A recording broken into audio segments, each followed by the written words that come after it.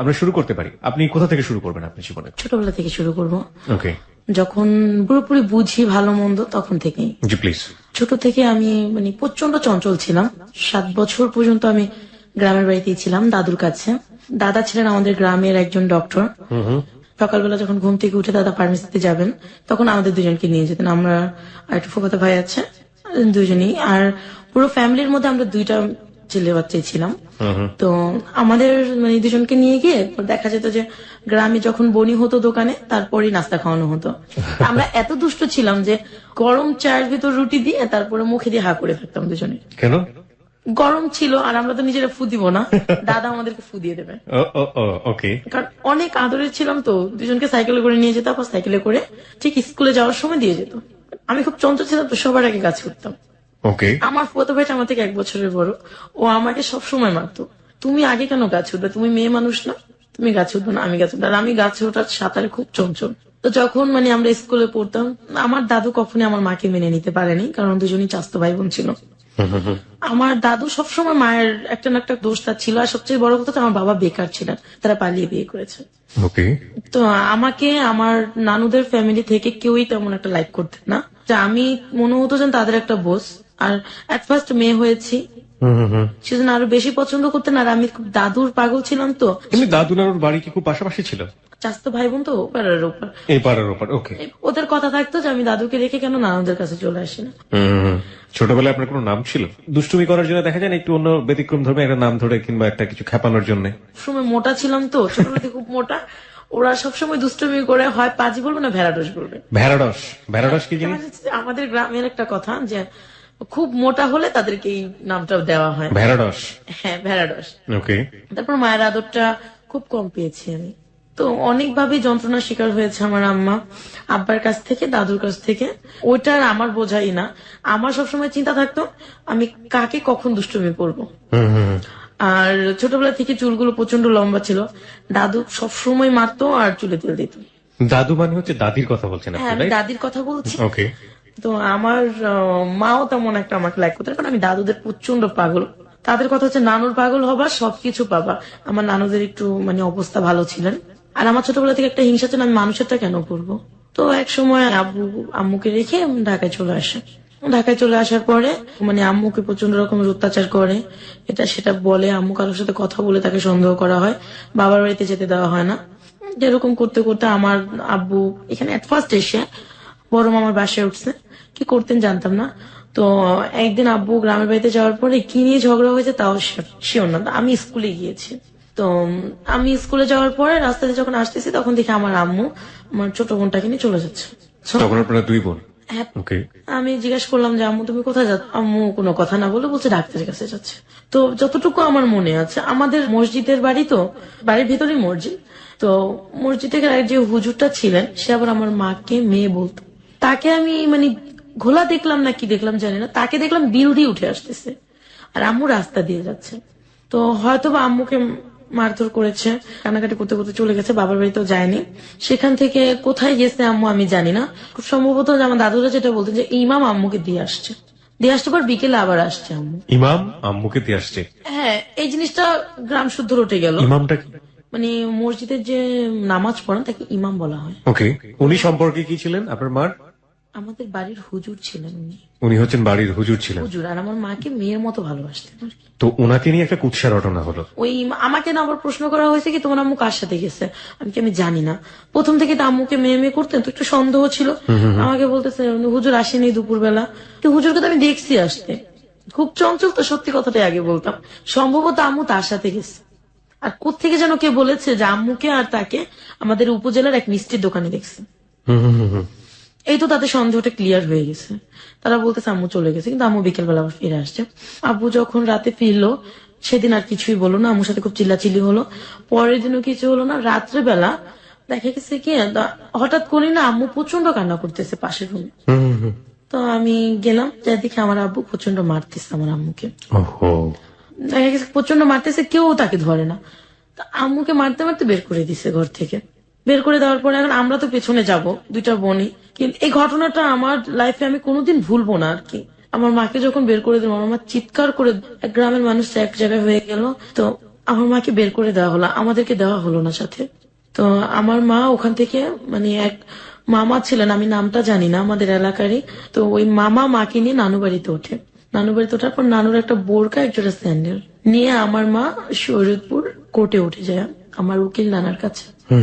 ওখানে ওঠার পরে না আমার দাদুরা চিন্তা ভাবনা করছে একবারে তো গেছে তো এখনই ডিভোর্স নিয়ে দেবো। ওকে। কিন্তু আমরা তো মামা করে প্রচন্ড কান্না করতেছিলাম রাত্রেবেলা। তো পরের দিন আমি মানে স্কুলে গেছি, অনেকে অনেক কথা বলছে, আমার ওগুলো তো সেন্সে ঢুকবেই না, আমি তো দুষ্টুমি করি। আম্মু যে চলে গেছে এই সেন্সটা আমার মাথায় নেই। আমাদের দুটো বোনকে দেখে আম্মু চলে গেছে। স্কুল থেকে আসছি পর দাদা শুয়ে আছে বিকালবেলা, ফুপিরা বলতেছে তোর আম্মু তো গেছে আর আসতে হবে না, তোর আম্মু চলে গেছে, যাক তোরা আমাদের কাছে থাকবি। তা আমি বলছি হ্যাঁ থাকবো, যদি তোমরা আম্মুর মতো বকা না দাও। তো ওই 99 এই ঘটনাগুলো। তো এক সপ্তাহ পরে ওখানে গিয়ে আম্মুর একটা লোকের সাথে পরিচয় হয়, শাহজাহান খন্দকার, সুপ্রিম কোর্টের সম্ভবত মুহিরি না কি ছিল মহুরি, হ্যাঁ। আমি জানি না। ওনার সাথে পরিচয় হয়, ধর্মের ভাই ডাকে তাকে। তো আব্বু যখন আম্মুকে আনতে গেছে, আম্মু তাকে বলল তুমি তোমার হাজবেন্ডের সাথে চলে যাও, আর কোনো কে আনতে গেছে তাকে? আমার আব্বু আনতে গেছে তাকে। আচ্ছা, কে বলছে চলে যাওয়ার কথা? ধর্মের ভাই হ্যাঁ। শাহজাহান খন্দকার, উনি। আচ্ছা। তুমি তোমার হাজবেন্ডের সাথে চলে যাও, আমরা তোমাকে আবার নিয়ে আসবো। তো এই কথা বলার পরে আব্বুর সাথে পরিচয় হয়, আমার উকিল নানাও তাকে সায় দিয়েছে যে যাও দেখো কি হয়। এই কথা বলার পরে আম্মু তো আসছে আব্বুর সাথে। আম্মু যখন আব্বুর সাথে চলে আসেন দাদা বাড়িতে, তখন আমরা দুই বোন দাদুর কাছে। উনি রাজি হলেন আসতে? উনি রাজি হয়েছে, কারণ আমার আব্বু কখনোই চাননি যে আমার আম্মু তাকে ছেড়ে চলে যাক, Okay. যেহেতু তাদের লাভ ম্যারেজ। তো আম্মু চলে আসছে, আসার পরে প্রচন্ড গ্যাঞ্জাম, মানে 2-3টা গ্রামের লোক এক জায়গায় হয়ে গেছে, আম্মুকে প্রচন্ড মারলো। আর কে মারলো? আমার দাদু। আমার দাদু আমার আম্মুকে মেরেছে। ওকে ওকে। আমার দাদা আমার আব্বুকে মেরেছে। আমার দাদার একটাই ক্ষোভ ছিল যে তুই বউকে নিয়ে কেন ঢুকলি এখানে, যেহেতু তার কষ্ট হচ্ছে। আমার দাদা প্রচন্ড রকমের ভালো মানুষ ছিলেন, বলছে যে যেহেতু এখানে তোর এত কষ্ট, তুই কেন আসলি ওর সাথে, তুই কেন একেবারের জন্য চলে গেলি না। তো আমার মা তো আমাদেরকে ছেড়ে যাবেন না, আব্বাকেও ছেড়ে যাবে না, আব্বুও তাকে ছাড়বে না। তো পরে ওখানে গ্যাঞ্জাম হওয়ার পরে আমরা আমার আব্বুর দাদু মানে আমার বড় মা পাশাপাশি রুম, তো আমরা ওখানে উঠি। ওঠার পরে ওইটাও দাদু সহ্য হলো না, প্রচন্ড গ্যাঞ্জাম লাগাই দিছে, যাচ্ছে না কেন, চলে যাক। আব্বু তখন আম্মুকে রেখে ঢাকায় চলে গেলেন। গিয়ে আমার ওই মামা, যে আমার আম্মু ধর্মের ভাই ছিলেন, তার সাথে পর দেখা করলেন। সে একটা চাকরি দিয়ে দিল অ্যাডভোকেট আব্দুর রেজা খানের ওখানে, তার পিয়ন হিসেবে। ওখানে 1 মাসের বেতন পেয়ে আমাদেরকে বড় মার এখান থেকে ঢাকায় নিয়ে আসেন। ওকে। জায়গাটার নাম আমার মনে নেই, আমাদের একটা মেসে উঠিয়েছে। ওখানে আমরা 1 সপ্তাহ থাকি। থাকার পরে আমার আব্বু আমাকে প্রচন্ড রকমের ভালোবাসতেন, মায়ের চেয়ে বেশি। ছোট বোনটাকে প্রচন্ড ভালোবাসতেন। তো ম্যাচে উঠিয়েছে। ওখান থেকে আমাদেরকে কি প্রবলেম হয়েছে জানি না, আমার বাবা আমাদেরকে সেকশন নিয়ে যান। Section Hazaribagh section. ওকে। এমন একটা পরিস্থিতিতে আমাদেরকে ওখানে উঠায় আমার মামার সাহায্যে। ওখানে গিয়ে মানে এরকম একটা পজিশন ছিল যে আমি কখনো এরকম ঘর দেখিনি। নিচে বাস ছিল, নিচে অজগর সাপ পানির ভিতরে। হ্যাঁ, মানে চিড়িয়াখানায় নিয়ে গেল নাকি? না না, হাজিরবাগে কোনো চিড়িয়াখানা নাই তো? না না, এটা হচ্ছে একটা বস্তির মতো। ওকে। নিচে অজগর সাপ, পাশে ট্যানারি, উপরে টঙের ঘরগুলো, চিকা ইঁদুর এটা সেটা। অজগর সাপ কিভাবে দেখলেন আপনি? খালটা ভরে অজগর সাপ ছিলেন, এজন্য মানে 1 তলা সমান উঁচু করে বাঁশ দিয়ে তারপর টঙের ঘরগুলো বানানো হয়েছে। ওকে ওকে অজগর সাপ সম্ভবত, যে সাপের বিষ নেই, ওকে ফাইন। মানে সাপ ছিলেন নিচে আর কি। সাপ ছিলেন মানে সাপকে আপনি সম্মান করে আপনি বলছেন? ওকে। না, তো ওখানে যাওয়ার পরে 6 মাস পরে আমাদের খবর আসলো যে আমার দাদা মারা গেছে। ও। আমি যেটা এখনো উপলব্ধি করি যে দুর্ঘটনার কথা শুনলে খুব দ্রুত কোথাও যাওয়া যায় না। আমরা লঞ্চে উঠলাম, মাঝপথে লঞ্চ নষ্ট হয়ে গেল। তারপরে যে বেবিতে উঠেছি, সেই বেবিটা অর্ধেক পথে সে নষ্ট হয়ে গেছে। মানে অনেক কষ্টে অনেক কি করে আমাদের 2টা বোনকে নিয়ে বাবা মাকে নিয়ে বাড়িতে গেলেন। যাওয়ার পর দেখি প্রচুর সময় কান্নাকাটি করতেছে, আমার দাদু সেন্সলেস, ফুপুরা কান্নাকাটি করতেছে আমার মাকে ধরে, মাও প্রচন্ড কান্নাকাটি করতেছেন, আশপাশের লোক। আমার দাদা মরার পরে এত লোক মনে হয় না আমি আজও দেখেছি। সে এত ভালো ডাক্তার ছিলেন, এত ভালো লোক ছিলেন সে। আমরা গ্রামে যাওয়ার পর দাদাকে মাটি দিয়ে আমার আব্বা 4 দিন 5 দিনের দিন চলে আসলেন। ঢাকায় আসার পর আমাকে স্কুলে ভর্তি করানো হয়, ওখানে লেখাপড়া করানো হয়। পরে আমার যে মামা ছিলেন ধর্মের মামাটা, উনি ঢাকা কামরাঙ্গীরচরে বাড়ি করলেন। ধর্মের মামা মানে ঠিক বুঝলাম না। ধর্মের মামা মানে হচ্ছে যে শরীয়তপুর গিয়ে যার সাথে মানে অ্যাডভোকেট শাহজাহান খন্দকার, উনি আমার মায়ের ধর্মের ভাই ছিলেন। ওকে উনি ওকে। যখন আমার বাবার সাথে ঝগড়া করে চলে গেলেন, তখন তার সাথে পরিচয় হয় ওখানে আচ্ছা। কোর্টে। তো সেই হিসেবে ধর্মের ভাই। তার মানে তার সাথে পূর্ব পরিচয় ছিল না, কোর্টে গিয়ে পরিচয়? কোর্টে গিয়ে যখন আমার মা চলে গেলেন, বাবা আনতে গেলেন, তখন পরিচয় হয়েছে। ওকে। তো ওখানে মানে আমার মামা বাড়ি করলেন কামরাঙ্গীচর, ওখানে চলে আসলাম। ওখানে চলে আসার পরে আমি একটা স্কুলে ভর্তি হলাম, তখন আমি ক্লাস 3-তে পড়ি। স্কুলে ভর্তি হওয়ার পর ওখান থেকে আমাদের মানে আব্বুর অবস্থা আগে থেকে অনেক ভালো হয়েছে। মানে এখন আমার মায়ের ঘরে মনে হয় যে শান্তি। এক সময়টা আমার আব্বুর এতটুকু বদভ্যাস হয়ে গেল যে আমার আব্বু বাজে নেশায় চলে যেতে থাকলো। 2002-3 আব্দুল রাজ্জাক খান মারা গেলেন। মানে আপনার ধর্মের? না, আমার আব্বু যে অফিসে জব করতেন সেই মালিকটা মারা যাওয়ার পর আমার আব্বু জবটাও চলে গেছে। তো সেখানে আব্বু একটু ঘাবলা করে, অনেকগুলো টাকা তাদের মেরে দিয়েছে। এটা আপনি জানলেন কিভাবে? এটা আমরা তখনই জানতে পেরেছি যে অফিস থেকে বাসায় পুলিশ পাঠানো হয়। তো আমরা তো আগে থেকে এটা শিওর যে আসবে তাকে নেওয়ার জন্য। আপনারা আগে থেকে শিওর ছিলেন যে বাসায় পুলিশ আসবে? হ্যাঁ, আমরা প্রথমে যখন সে মারা গেছে তার 3 দিন পর আমরা জানতে পেরেছি আব্বা টাকা নিয়ে ঘাবলা করেছে। কিরকম? সেটা হচ্ছে যে অনেকগুলো টাকা তাদেরকে কারেন্ট বিল, গ্যাস বিল দিতে দেওয়া হয়েছিল আব্বুকে। খুব বিশ্বাস করতেন তো, কিন্তু আব্বু সেটা দেয়নি। আচ্ছা। না দিয়ে সে ঘরে বা টাকাগুলো কি করেছে আমি জানি না। এই খবরটা আপনি কিভাবে পেলেন? আমার মামাকে সেখান থেকে, তার 2টা ছেলে ছিল, আব্দুর রেজা খান অ্যাডভোকেট, তার ছেলেরা খবর পাঠিয়েছে আমার মামার কাছে। আপনার ধর্মের মামার কাছে? ধর্মের মামার কাছে খবর। ওই মামার বাড়িতে কি আপনারা থাকতেন? আমরা ওই মামার বাড়িতেই থাকতাম। তো ওনাকে ধরে নিয়ে যাবে, তো মামা অনেক কষ্ট করে অনেক কিছু করে এটা কন্ট্রোল করলেন। পুলিশ চলে গেলেন, তাকে আর নেওয়া হলো না। কি পরিমাণ টাকা আইডিয়া ছিল? প্রায় 60,000 টাকার মতো। 60,000 টাকার মতো? পুলিশ আসলো বাসায়, তারপর? পুলিশ আসার পরে মামা পুলিশদেরকে বুঝালেন, তারপর ওই অফিসে ফোন দিলেন, তাদেরকে বোঝালেন যে এটা আমরা দিয়ে দেবো। আমি যে মামা আবার একটা তাদের কাছ থেকে একটা অনেক মানে বেশি পরিমাণ হয়তো টাকাটা পেতেন একটা চেকে, বলছে আমার এই চেকটা থেকে কেটে রাখবেন। তো সে আমাদের জন্য অনেক স্যাক্রিফাইস করেছেন। তো আমাদেরকে এখানে মানে কামরাঙ্গীচর নিয়ে ক্লাস 3-তে ভর্তি করে দেওয়া হলো। 3 গেল, 4 গেল, ক্লাস 5-এ যখন পড়ি তখন আমি দেখতে শুনতে বেশ বড় হয়ে গেছি। ওকে। স্বাস্থ্য ভালো, মানে আমি বেশ বড় হয়ে গেছি। বড় হয়ে যাওয়ার পর সবারই চোখে পড়ে আমাকে। তখন থেকে একটা বিয়ের প্রপোজাল আসলো, আসতে থাকে। তো আমার বাবা রাজি না, ছোট মেয়ে কি বিয়ে দেবো কি। তো একদিন আমি মানে ঘরে যখন মানে বসে আছি বা টিভি দেখতেছি, মা নেই, মা হচ্ছে মামির কাছে, আমার এই ধর্মের যে মামা তার ওয়াইফের কাছে। আমার ধর্মের মামার 2টা মেয়ে, একটা ছেলে, ওকে, সবাই প্রাপ্তবয়স্ক। তো আমার মামা একদিন হঠাৎ করে এসে আমার পাশে বসে আমাকে ধরে বলতেছে, মামনি তুমি কি করো। মানে তার চাওয়ার ভঙ্গিমাটা আর আমাকে ধরার ভঙ্গিমাটা একটু অন্যরকম ছিল। আমার মামা আমার রুমে এসে যখন আমাকে ধরলেন, এটা আমার কাছে ভালো লাগেনি। আগের আদরটা আর ওই দিনের আদরটা আমার কাছে মানে অস্বাভাবিক লেগেছে। ওকে, ফাইন। তো আমি ওখান থেকে উঠে চলে আসার পর আমি মায়ের কাছে চলে গেছি, উনি আবার আমাকে ডাক দিচ্ছেন, তা আমি যাইনি। 2-1 দিন পরে সে আবারও ঠিক একই রকমের ব্যবহার আমার সাথে করছে। কি বলবো এখন, মামা বাবা সমান, কিছু বলতে পারতেছি না। আমার মতো করে আমি প্রায় মাস 3 ওনাকে এভাবে এড়িয়ে গেছি। আপনি তো বুঝতে পারছিলেন যে আচরণটা অস্বাভাবিক একটা আচরণ, যেটা আপনাকে মানসিকভাবে পীড়া দিচ্ছে। আপনি কারোর সাথে শেয়ার করেননি ব্যাপারটা?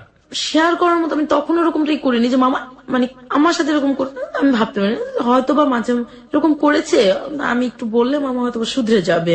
আপনি বলেছেন মামাকে 3 মাসের মধ্যে?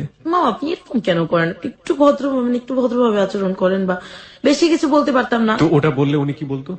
এইটা কোনো ব্যাপার না, তুই তার আমার রক্তের না। তো তখন আমি কথাটা এরকম ভাবে বুঝতাম না। ক্লাস 5-এ ফাইনাল পরীক্ষা দিচ্ছি। ফাইনাল পরীক্ষা দেওয়ার পর আমি বেশ কিছুদিন ছুটিতে ছিলাম, তো আমরা গ্রামের বাড়িতে বেড়াতে গেছি। আমি এখানে ওখান একটু থেকে ফিরে আসলাম। জি, ফিরে আসবেন নিশ্চয়ই, আপনার জীবনের গল্পে আমি যাবো। তবে তার আগে বারবারই বলি, হ্যালো 8920-তে চাইল্ড সেক্সুয়াল অ্যাবিউজ বলে একটা ব্যাপার আছে, আপনারা নিশ্চয়ই জানেন। এগুলোর স্ট্যাটিস্টিক্স যদি আপনি দেখেন, সেগুলো রীতিমতো ভয়াবহ। হিউজ অ্যামাউন্ট অফ পার্সেন্টেজ এই ধরনের হ্যারাসমেন্টের শিকার হয়। বিশেষ করে শিশু যারা আছে তাদের ব্যাপারে সতর্ক থাকুন, এবং একই সাথে যারা শৈশবটা তো পার হয়ে এসছে, তারপরেও আমি মনে করি যে যদি কখনো বন্ধুর দ্বারা হোক বা কখনো এরকম কোনো বড় মানুষের দ্বারা হোক বা যে কোনো ভাবেই হোক যেটা অস্বাভাবিক আচরণ মনে হবে, সেগুলো এসে পরিবারের অভিভাবক যারা রয়েছেন তাদের কাছে খুব সুন্দর করে বলে দেয়া, এবং এগুলো যে মানসিকভাবে কতটা বিকারগ্রস্ত করতে পারে পরবর্তীতে পার্সোনালিটি বিকাশে, এটার অনেক এক্সাম্পল কিন্তু দুনিয়াতে আছে। আমার মনে হয় প্লিজ আপনারা এই ব্যাপারটাতে সচেতন থাকবেন। ওকে। তো আমরা গ্রাম থেকে যখন ফিরে আসলাম, তো আইসে দেখি তার বাসায় একটা কাজের মেয়ে আছে, রুমা নামের একটা মেয়ে। ওর সাথে আমার খুব ভালো ফ্রেন্ডশিপ হয়ে গেল। তো ও মামাকে পছন্দ করতেন না, ও আমার বয়সী ছিলেন। মামাও দেখি যে তার মানে আচরণটা খুব ভয়াবহ হতে যাচ্ছে আপনার প্রতি, আমার প্রতি। এন্ড একই আচরণ আমি রুমার প্রতি দেখলাম আমার সামনে। তো তখন আমি আমার মাকে বললাম, মা মামা জানি কেমন কেমন করে। শোন, তুই তার মেয়ে আর সে আমার ভাই, সো তাকে তুই এরকম চোখে দেখবি কেন? আমি বলছি, মা এটা কোনো কথা না, আমি কিরকম চোখে দেখছি, সে রুমার সাথেও করে। তো বলতেছে, শোন রুমা খারাপ, ও একটা কাজের মোর সাথে কেন মিশবি?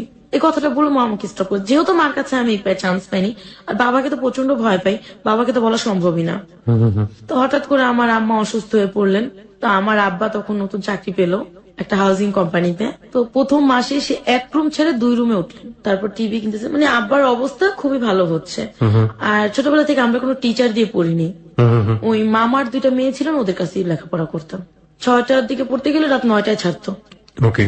তো ওই টাইমে দেখা যায় কারেন্ট যাক আর যাই যাক, ওরা আমাদেরকে 2 বোনটাকে রেখে ওরা অন্য রুমে গিয়ে বসে থাকতো। তো আমি যখন ক্লাস 6-এ পড়তেছি, আম্মা অসুস্থ হয়ে যাওয়ার পরে আমার কাজিনটাকে দেখলাম যে ও আমাকে ডাক দেয় বা ও আমার দিকে তাকায়, ও আমাকে নিয়ে ঘুরতে যাবে, এটা কখনো করে নাই। তো আম্মা অসুস্থ হয়ে যাওয়ার পর থেকে, আম্মা যখন হসপিটালে 15 দিন ছিলেন, তখন থেকে ওই কাজটা করতেছে। কাজিন বলতে? আমার মামার বড় ছেলেটা, কি নাম তখন ছিল? ওর বয়স ছিল 25, নাম হচ্ছে শাহিন। ওকে। সেম ওর বাবার ক্যাটাগরি, বাবা যা করেছে ও তাই করতেছে। তো তখন আমি বলছি যে কি ব্যাপার, আপনি এরকম করেন কেন? আর এরকম ব্যবহার কেউ কারোর সাথে করে নাকি? আমি আপনার বোনের মতো, আপন তো না। ওরও একই রকমের কমেন্ট আসলো যে আপন তো না, রক্তের না। সবই যদি বোন হয় তাহলে বউ হবে কে, প্রেমিকা হবে কে? ঠিক কিছুদিন পর ওর বাবাকে যখন আমি বললাম যে আপনার মেয়ের মতো আমি, আপনি কেন এমন করেন, তখন উনি বললো যে সবই যদি মেয়ে হয় তাহলে লাভার হবে কে? বাপ বেটা দুজনের কথা দেখলাম যে আমি একই রকম, ওরা এরকম করতো। ফাইনাল পরীক্ষা দিলাম, 7-এ উঠলাম, এরকম করতে করতে 7-এও কিছুদিন 6 মাস পার হলো, বয়স হয়ে যাচ্ছে আমার একটা বুঝ হচ্ছে। মামার কথা যেহেতু বলে আমি মার কাছে কোনো কিছু করতে পারিনি, তখন ভাইয়ারটা আমি বললাম।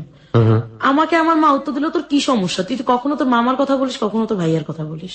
তখনই আমার মা মানে টিভি ভালো হয়ে গেলেন, আমার প্রেগনেন্ট। টিভি ভালো হয়ে গেল না? আপনার আমার টিভি হয়েছিল? হ্যাঁ, টিভি হয়েছিল। ওকে। তার বছর খানিক পরে আমার ভাই জন্ম নিল। দেখা যাচ্ছে যে মা বাবা চেঞ্জ হয়ে গেছে।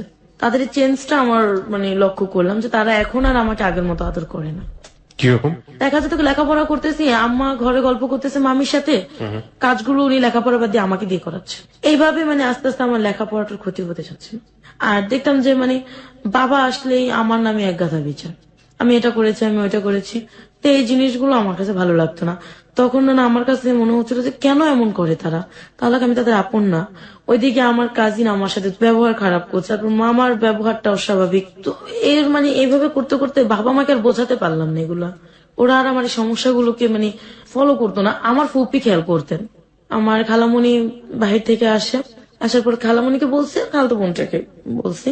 তাকে বলার কারণ এটাই হচ্ছিল যে আমার যে মানে ধর্মের মামা, তার ছেলের সাথে আমার বড় খালার মেয়ের বিয়ে দেবে। আর আমার ধর্মের মামাটা খুব লুবি ছিলেন, টাকা যেখানে আছে সে সেখানে আছে। আমার খালামণির তো অনেক টাকা পয়সা, বাইরে থাকে, আমার বোনটাও বাইরে থেকে লেখাপড়া করে আসছে। ওর বিয়ে ঠিক হচ্ছে, তখন আমি বলে ফেললাম যে আপু এরকম এরকম করে, মামাও করে। তখন বললো যে ঠিক আছে, এই কথাগুলো আমি আন্টিকে বলবো। আন্টি মানে? আমার মাকে। আপনার মা তো জানি আগে থেকে? আমার মা বিশ্বাস করতো না আর কি। হ্যাঁ, কিন্তু উনি বলবে আমাকে। উনি বলবে। তো বলার পরে আমার মা আমাকে প্রচন্ড বকাঝকা করলেন। তো আপু আরেকটা ছেলেকে লাইক করতেন, সে লন্ডনে থাকে। তো এটা আপু আবার আমার আব্বুকে বললেন যে ওর উপরে এরকম হচ্ছে, আপনারা কেউ কোনো প্রতিবাদ করতেছেন না। আমি বুঝলাম না আর কি, আমি তো আর ওকে বিয়ে করবো না, আমি অন্য একটা ছেলেকে পছন্দ করি। আর আপনারা যেভাবে উঠে পড়ে লেগেছেন আমার বিয়ের জন্য, আমি ওর মতো একটা ছেলেকে কেন বিয়ে করবো যে ঘর জামাই থাকতে চায়। তো যে কোনো কারণে এগুলো কথা কাটাকাটি হওয়ার পর বিয়েটা ভেঙে গেছে। আমি বলছি কথাটা প্রকাশ হয়ে গেছে, আমার মা সবাইকে বলে দিছে। আমার মামার সেটা ভালো লাগেনি, আমার উপর সে প্রচন্ড বিরক্ত হওয়ার পরে সে আমাকে ডাইরেক্টলি প্রপোজাল করছে যে তুমি আমাকে সময় দেবে। তো আমি বলছি যে না, অসম্ভব। কিছুদিন পরে আমি ক্লাস 8-এ উঠলাম, তখন আমার বাবা আমার বিয়ের জন্য খুব তোলপাড় হচ্ছে। ফুপি একটা বিয়ের প্রস্তাব আনলেন, কিন্তু বিয়ের প্রস্তাব আনার পরে আমি রাজি হইনি। আমার স্বপ্ন হচ্ছে আমি একটা ভালো ছেলেকে বিয়ে করব, তো আমি যাতে এই থেকে একটু ভালো পরিবেশে যেতে পারি। আর ছোটবেলা থেকে একটা ধারণা ছিল যে উপরের লেভেলের মানুষদের হয়তোবা ভালো চিন্তা ভাবনা থাকে, তারা একটু ভালো হয়। কারণ আমি এই পজিশনে থাকতে থাকতে আমি বিরক্ত হয়ে গেছিলাম, মনে হচ্ছে কবে বেরোতে পারবো এখান থেকে। তো বিয়ের প্রস্তাব আনার পরে আমার বাবা মা দুজনে বিয়েতে রাজি হয়ে গেলেন। ছেলে কি করতো? মোবাইল কোম্পানিতে জব করতেন, 8,000 টাকা স্যালারি ছিল। ওকে। তো বাবা মা বললো কি যে ও যেহেতু ডিগ্রি সেকেন্ড ইয়ার পড়তেছে, ডিগ্রি ফাইনাল দিলে ওকে ব্যাংকে অথবা কিছুতে চাকরি দিয়ে দেবো, সে তো অবস্থা ভালো হয়ে যাবে। আমি বিয়েতে রাজি হলাম। বিয়ের দিন রাত্রে যখন ওরা কাবিন করবে, তো শুনলাম যে যৌতুক নাকি তারা 2 লাখ টাকা যৌতুক চাচ্ছে। এটা নাকি তাদের গ্রামের প্রথা আছে যে দিতেই হবে। আমার বাবা কোনো মতে রাজি হননি। তারপরে অনেক ঘটমটর করে রাত 11টার দিকে ঠিক হলো যে না ঠিক আছে, ওরা কোনো যৌতুক নেবে না, বিয়েটা হবে। তো বিয়েটা হওয়ার পরে আমার হাজবেন্ড যেটা করলেন, প্রথম রাতে যখন আমাদেরকে রুমে দেওয়া হয় তখন সে আমার সাথে প্রচন্ড ঘটমটো করতেছে যে তোমার ফুপি বললো 2 লাখ টাকা দেবে, এখন না দেখ বিয়ের পর দেবে, আর তোমার বাবা মা কিছুতে রাজি হলেন না, এটা কেন হলো? আমার প্রচন্ড কষ্ট হলো। আমি জানি বিয়ের রাত্রটা খুব সুন্দর হয়, ভালো হয়, তো তার একটা ভালো ছেলের সাথে আমার বিয়ে হয়েছে। তো বিয়ের পরের দিন যথারীতি সে আমার সাথে প্রচন্ড রাগ, কথা বলে না। তৃতীয় দিনও একই অবস্থা গেল। চতুর্থ দিনও সে মানে বিভিন্ন মেয়েদের কথা আমার কাছে বলে, কাকে ভালোবাসতেন, কোথায় যেতেন, সবকিছু বলতেন, আর এই জিনিসগুলো আমার কাছে ভালো লাগতো না। তো এইভাবে যখন মাস খানেক কাটলো, পরে আমি জানতে পারলাম যে তার আমার ছোট ফুপির সাথে আগের একটা সম্পর্ক ছিল। কিভাবে জানলেন? এটা আমি জানতে পারছি আমার ফুপি আর আমার হাজবেন্ডের ব্যবহারে। ফুপি আমার হাজবেন্ডকে ভাইয়া বলতো, যেখানে তার জামাই হয়, মেয়ে জামাই। আমি কিন্তু তখনও শ্বশুর বাড়িতে যাইনি, তাহলে আমি আমার বাবা মার কাছে বিচার দিলাম। আর আমার হাজবেন্ড দেখতাম যে প্রতি সপ্তাহে আমার ফুপিকে বাজার টাজার করে দিতেছে, যাইতেছে ওদের মেয়েদেরকে। তা আমি বললাম যে আমার বোনগুলা, আর একটা আমার ফুপুর হাজবেন্ড ছিল না, মারা গেছে, যে একটা বিধবা মানুষ, তাকে হেল্প করতেছে, ভালো কথা, আমি কিছুই বলতো না। পরে যখন দেখতাম যে তাদের সম্পর্কটা একদম আমার খোলাখুলি হয়ে গেল, আর আমি অনেকের মুখে শুনতাম ফুপুদের বাসায় যখন যেতাম যে ওর সাথে আগে থেকে সম্পর্ক, তোমাকে কেন বিয়ে দিচ্ছে?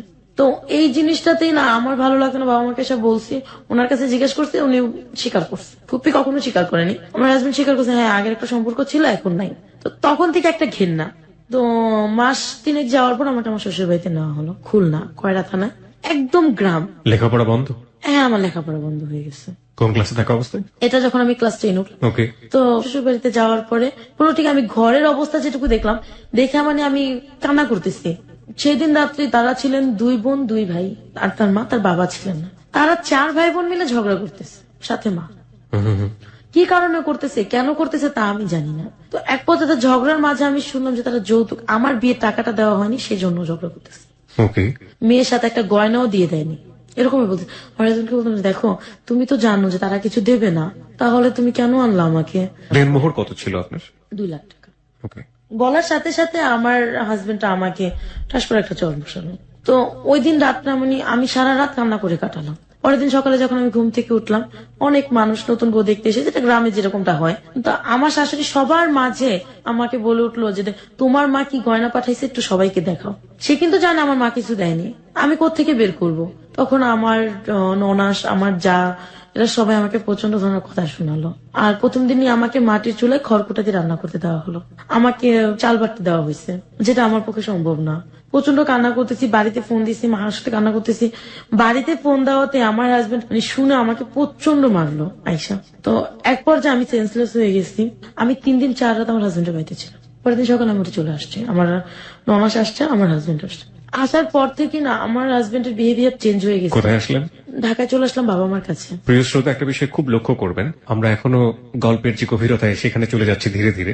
এবং ওই সবসময় একটা কথা বলে থাকি যে ইভেন্ট ইউ ক্যান ইমাজিন, শেষ পর্যন্ত গল্পটা কোথায় গিয়ে থামবে। কারণ জীবন অদ্ভুত রকমের একটা বিষয়, এবং এই প্ল্যাটফর্মে এত বেশি নাটকীয়তা থাকে যে গল্প উপন্যাসের ফাঁক সেখানে কিছুই না। শুধু একটা বিষয় লক্ষ্য করার মতো যে লাবণ্য যখন তার জীবনের গল্প বলা শুরু করেছে, তার শৈশবে একজন মানুষকে পেয়েছিলাম তার জীবনের জন্য পরিপূরক বলছি এই অর্থে, তার দাদা ছোটবেলায় তাকে নিয়ে যেতেন একটা ফার্মেসিতে, এবং সেখানে তার মজার কিছুটা সময়। এরপরে একটা মানুষও আমরা এখন পর্যন্ত পাইনি যে মানুষটার কাছে গিয়ে সে একটু ঠাঁই পেতে পারে, মনের কথা বলতে পারে, পরিবার থেকে শুরু করে চারপাশের সমস্ত কিছু।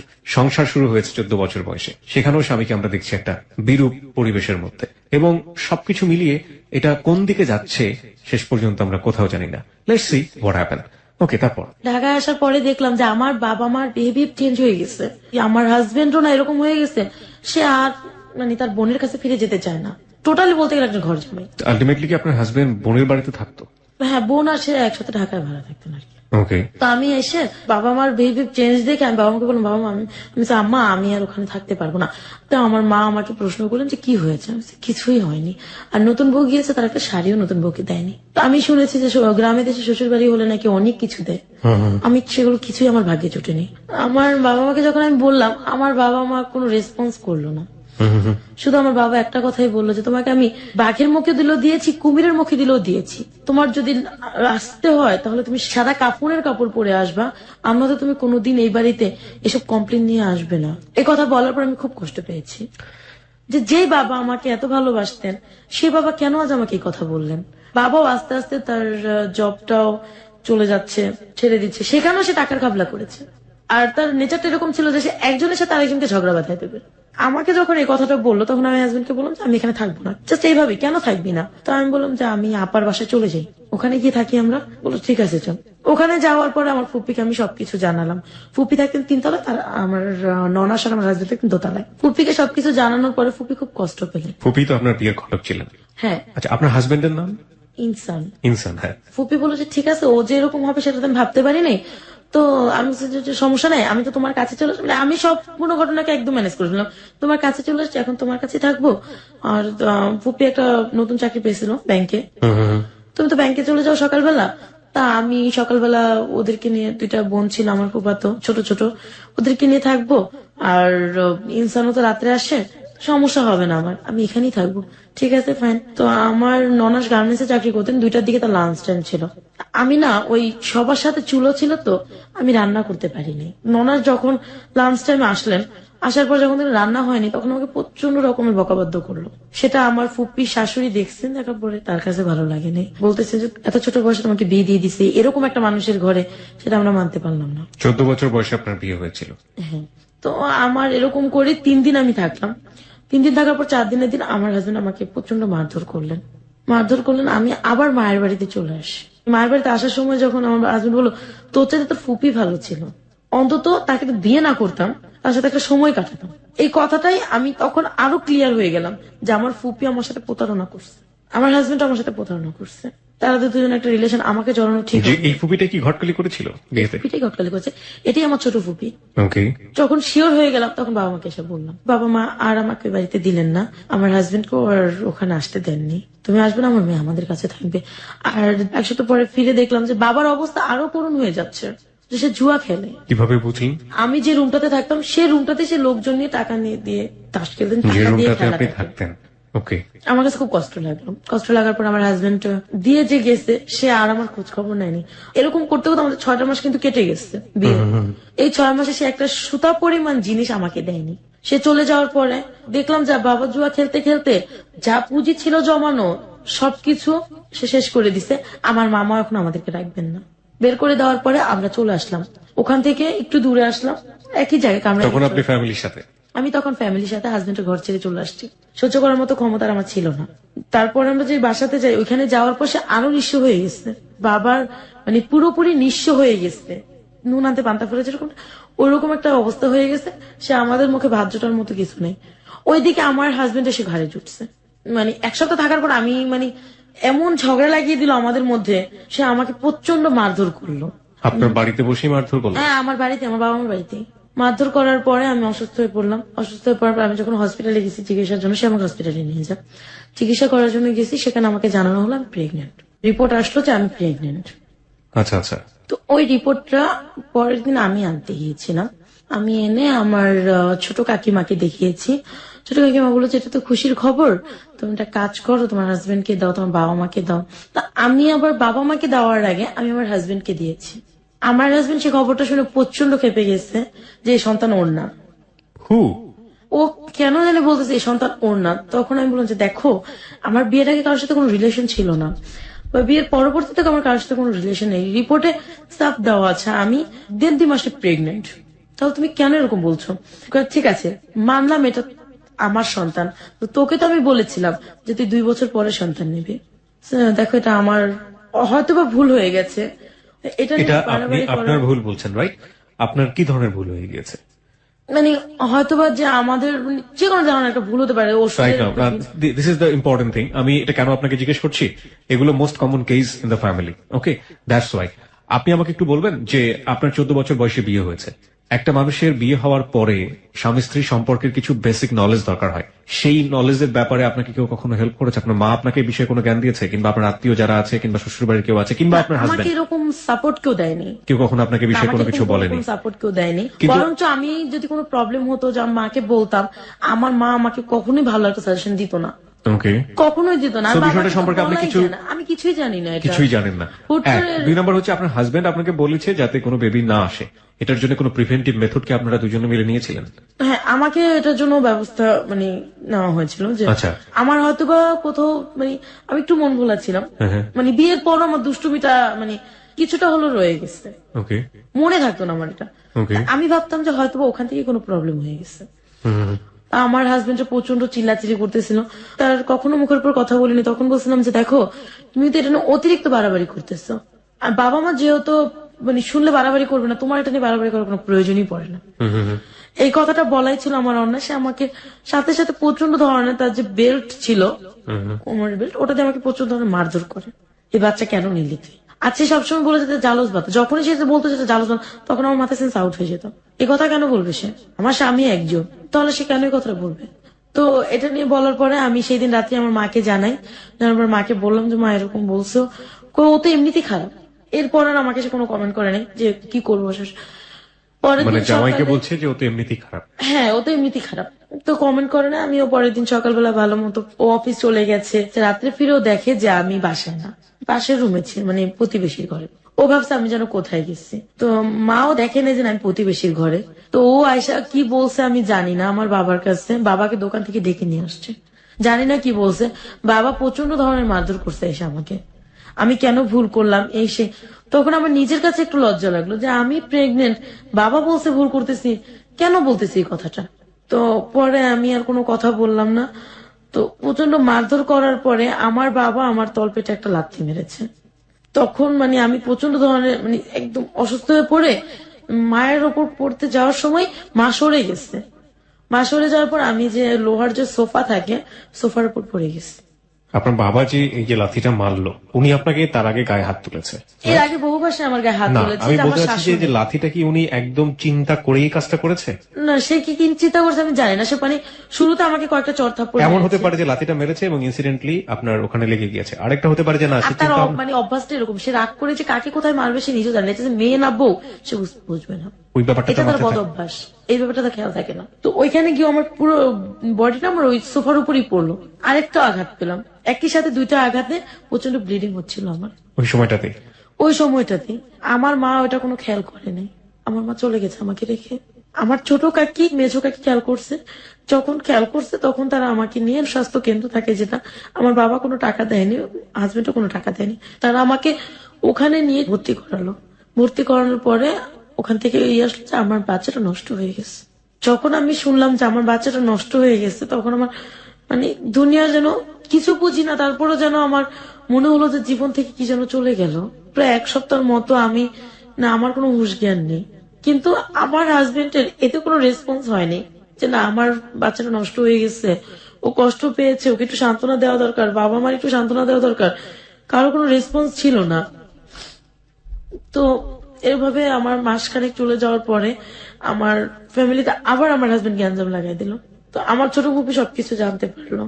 ছোট ফুপির প্রতি আমার প্রচন্ড ঘৃণা যে কেন সে এমন করলো। তখন প্রতিশোধের জন্য আমি বলছি না, আমি ছোট ফুপি যার সাথে কথা বলে, যার সাথে প্রেম করে, আমি তার সাথে প্রেম করবো। বলার পরে আমি আর এরকম কিছু করলাম না। মাথায় ছিল এটা, আমার ছোট কাকিকে নিয়ে আমি প্ল্যানটা করছি। কি প্ল্যান ছিল? সে যার সাথে কথা বলে, আমার ছোট ফুপির হাজবেন্ড ছিল না, সে একটা ছেলের সাথে প্রেম করতো, ছোট বুপি? ছোট ফুপি। আর সে ছেলেটা অনেক টাকা পয়সা দিয়ে তাকে হেল্প করতো। তখন বললাম যে ও যার সাথে প্রেম করছে সে যেরকমই হোক না কেন আমি তার সাথে প্রেম করব। এটা কেন? আপনার প্রতিশোধ নেওয়ার জন্য? সে কেন আমার জীবনটা নষ্ট করে দিল? কেন আমার এতটুকু বয়সে আমি একটা বেবি হারাইছি? এরকম করার পরে আমার হাজবেন্ডের কোনো কারণে একটা ঝগড়া লেগে ও আমাকে ছেড়ে চলে গেছে। ও আর আমাকে ফোন দেয় না, আমার সাথে কোনো যোগাযোগ করে না, খোঁজ খবর নেয় না। বাবা মাও হেলা হেলা করে। আমি ঘরে সম্পূর্ণ কাজ টাজ করলো, আমার মায়ের চোখে কোনো ধরা পড়ে না। আমার মা বলে আমি আজ বেকার খাচ্ছি, এটা সেটা, মানে অনেক কিছু বলার পরে আমি এগুলো সহ্য করতে পারি না। তা আমি কি করবো, আমি একটা স্কুলে জব নিলাম, আবার ওপেনিং এ ভর্তি হই। Open University? করার জন্য ওপেনিং ইউনিভার্সিটিতে আমি ভর্তি হয়েছি। ওই স্কুলে জব করে খাচ্ছি, আমার হাজবেন্ড আসতেছে, আমি তাকে কোনো কথা বলি না। মানে আমার খালামুনিও ফোন দিয়ে বলছে তাকে ছেড়ে দাও। তো ওই যে একটা ভূত মাথায় ঢুকছে তাকে ছেড়ে দেবো, সে আমার বাচ্চাটাকে জালস বলছে। ওইদিকে আমার ফুপির ওই লাভারের সাথে আমি প্রেম করবো। স্কুলে জব নেওয়ার পরে আমার ফুপি একদিন বাড়িতে বেড়াতে আসে। ফুপিকে আমি বুঝতে দিই না, তার প্রতি আমার রাগ ঘেন্না। ফুপিকে খুব সুন্দর করে কথাটা বলে এই ফুপি কথা বলতে, আমি বলছি, ফুপি কার সাথে কথা বলো? বললে আমার বন্ধুর সাথে আমি একটু কথা বলবো। তো কথা বলার পর কণ্ঠটা সুন্দর, এটা ভেবে আমার মোবাইল থেকে তাকে আমি ফোন দিয়ে আমি পরিচয় দিলাম। ফার্স্টে তাকে আঙ্কেল বলতাম। তো তার সাথে মানে কথা বলতে বলতে দেখা যায় আমার হাজবেন্ড আর আমার কাছে আসে না, আত্মীয় স্বজন কেমন জানি দূরে দূরে চলে যাচ্ছে, আমার ফুপিও দূরে দূরে চলে যাচ্ছে। তার সাথে কথা বলতেছি, কথা বলতে বলতে আমি এমন একটা পজিশন করছি যে ওই ছেলেটার নাম ছিল রাশেদ। রাশেদের সাথে আমার ফুপির কোনো রিলেশন নেই। এখন রাশেদ আমাকে ছাড়া কিচ্ছু বোঝে না। তো 6 মাস চলে গেল, আমার ম্যাট্রিকের 1 বছরের কোর্সটাও শেষ হয়ে গেল, 10-এ পড়তেছি। তো বাবা আমাকে বলতেছে, এইভাবে যদি তুমি কাজ করো তাহলে তো আমাদের হচ্ছে না, তুমি কিছু একটা করো। সে কিছু করবে না, আমাকে কিছু একটা করতে বলছে। না আমি বলছি, আব্বু আমি কি করবো? তুমি চাকরি করো। আমি বিভিন্ন জায়গায় চাকরি খুঁজি, আমি তো লেখাপড়া জানি না, ম্যাট্রিক পাস করিনি, কে আমাকে চাকরি দিবে? একমাত্র গার্মেন্টস। আইসা বলো, আব্বু একমাত্র গার্মেন্টস আছে, আমার বাবা সেটা করতে দেবে না আমাকে। আপনি তো স্কুলে জব করতেন। মানে ওটাতে বেতন হচ্ছে না, ওখানে 1200 টাকা বেতন পেতাম। সেজন্য আমি ভালো একটা চাকরি খুঁজতে গিয়েছিলাম। বিভিন্ন লোকের কাছে বিভিন্ন রকমের হ্যারাসমেন্ট হয়েছে আমি। কেউ আমাকে মানে বিভিন্ন নোংরা নোংরা প্রস্তাব দিয়েছে, কেউ বন্ধুত্ব করতে চেয়েছে, কেউ বলেছে হ্যাঁ, চাকরি দেবো, বিনিময়ে সময় দিতে হবে। পরে আমি আমার হাজবেন্ড ওইদিকে আমাকে ফোন দিতেছে, বিরক্ত করতেছে। শেষে আমি গ্রামের, আমাদের যে গ্রাম সরকার থাকে, তার কাছে আমি বিচার জানিয়েছি। যেরকম লোক আমাকে মারধর করে চলে গেছে, আমার বাচ্চাটা নষ্ট হয়ে গেছে, আমি ওর ঘর করব না।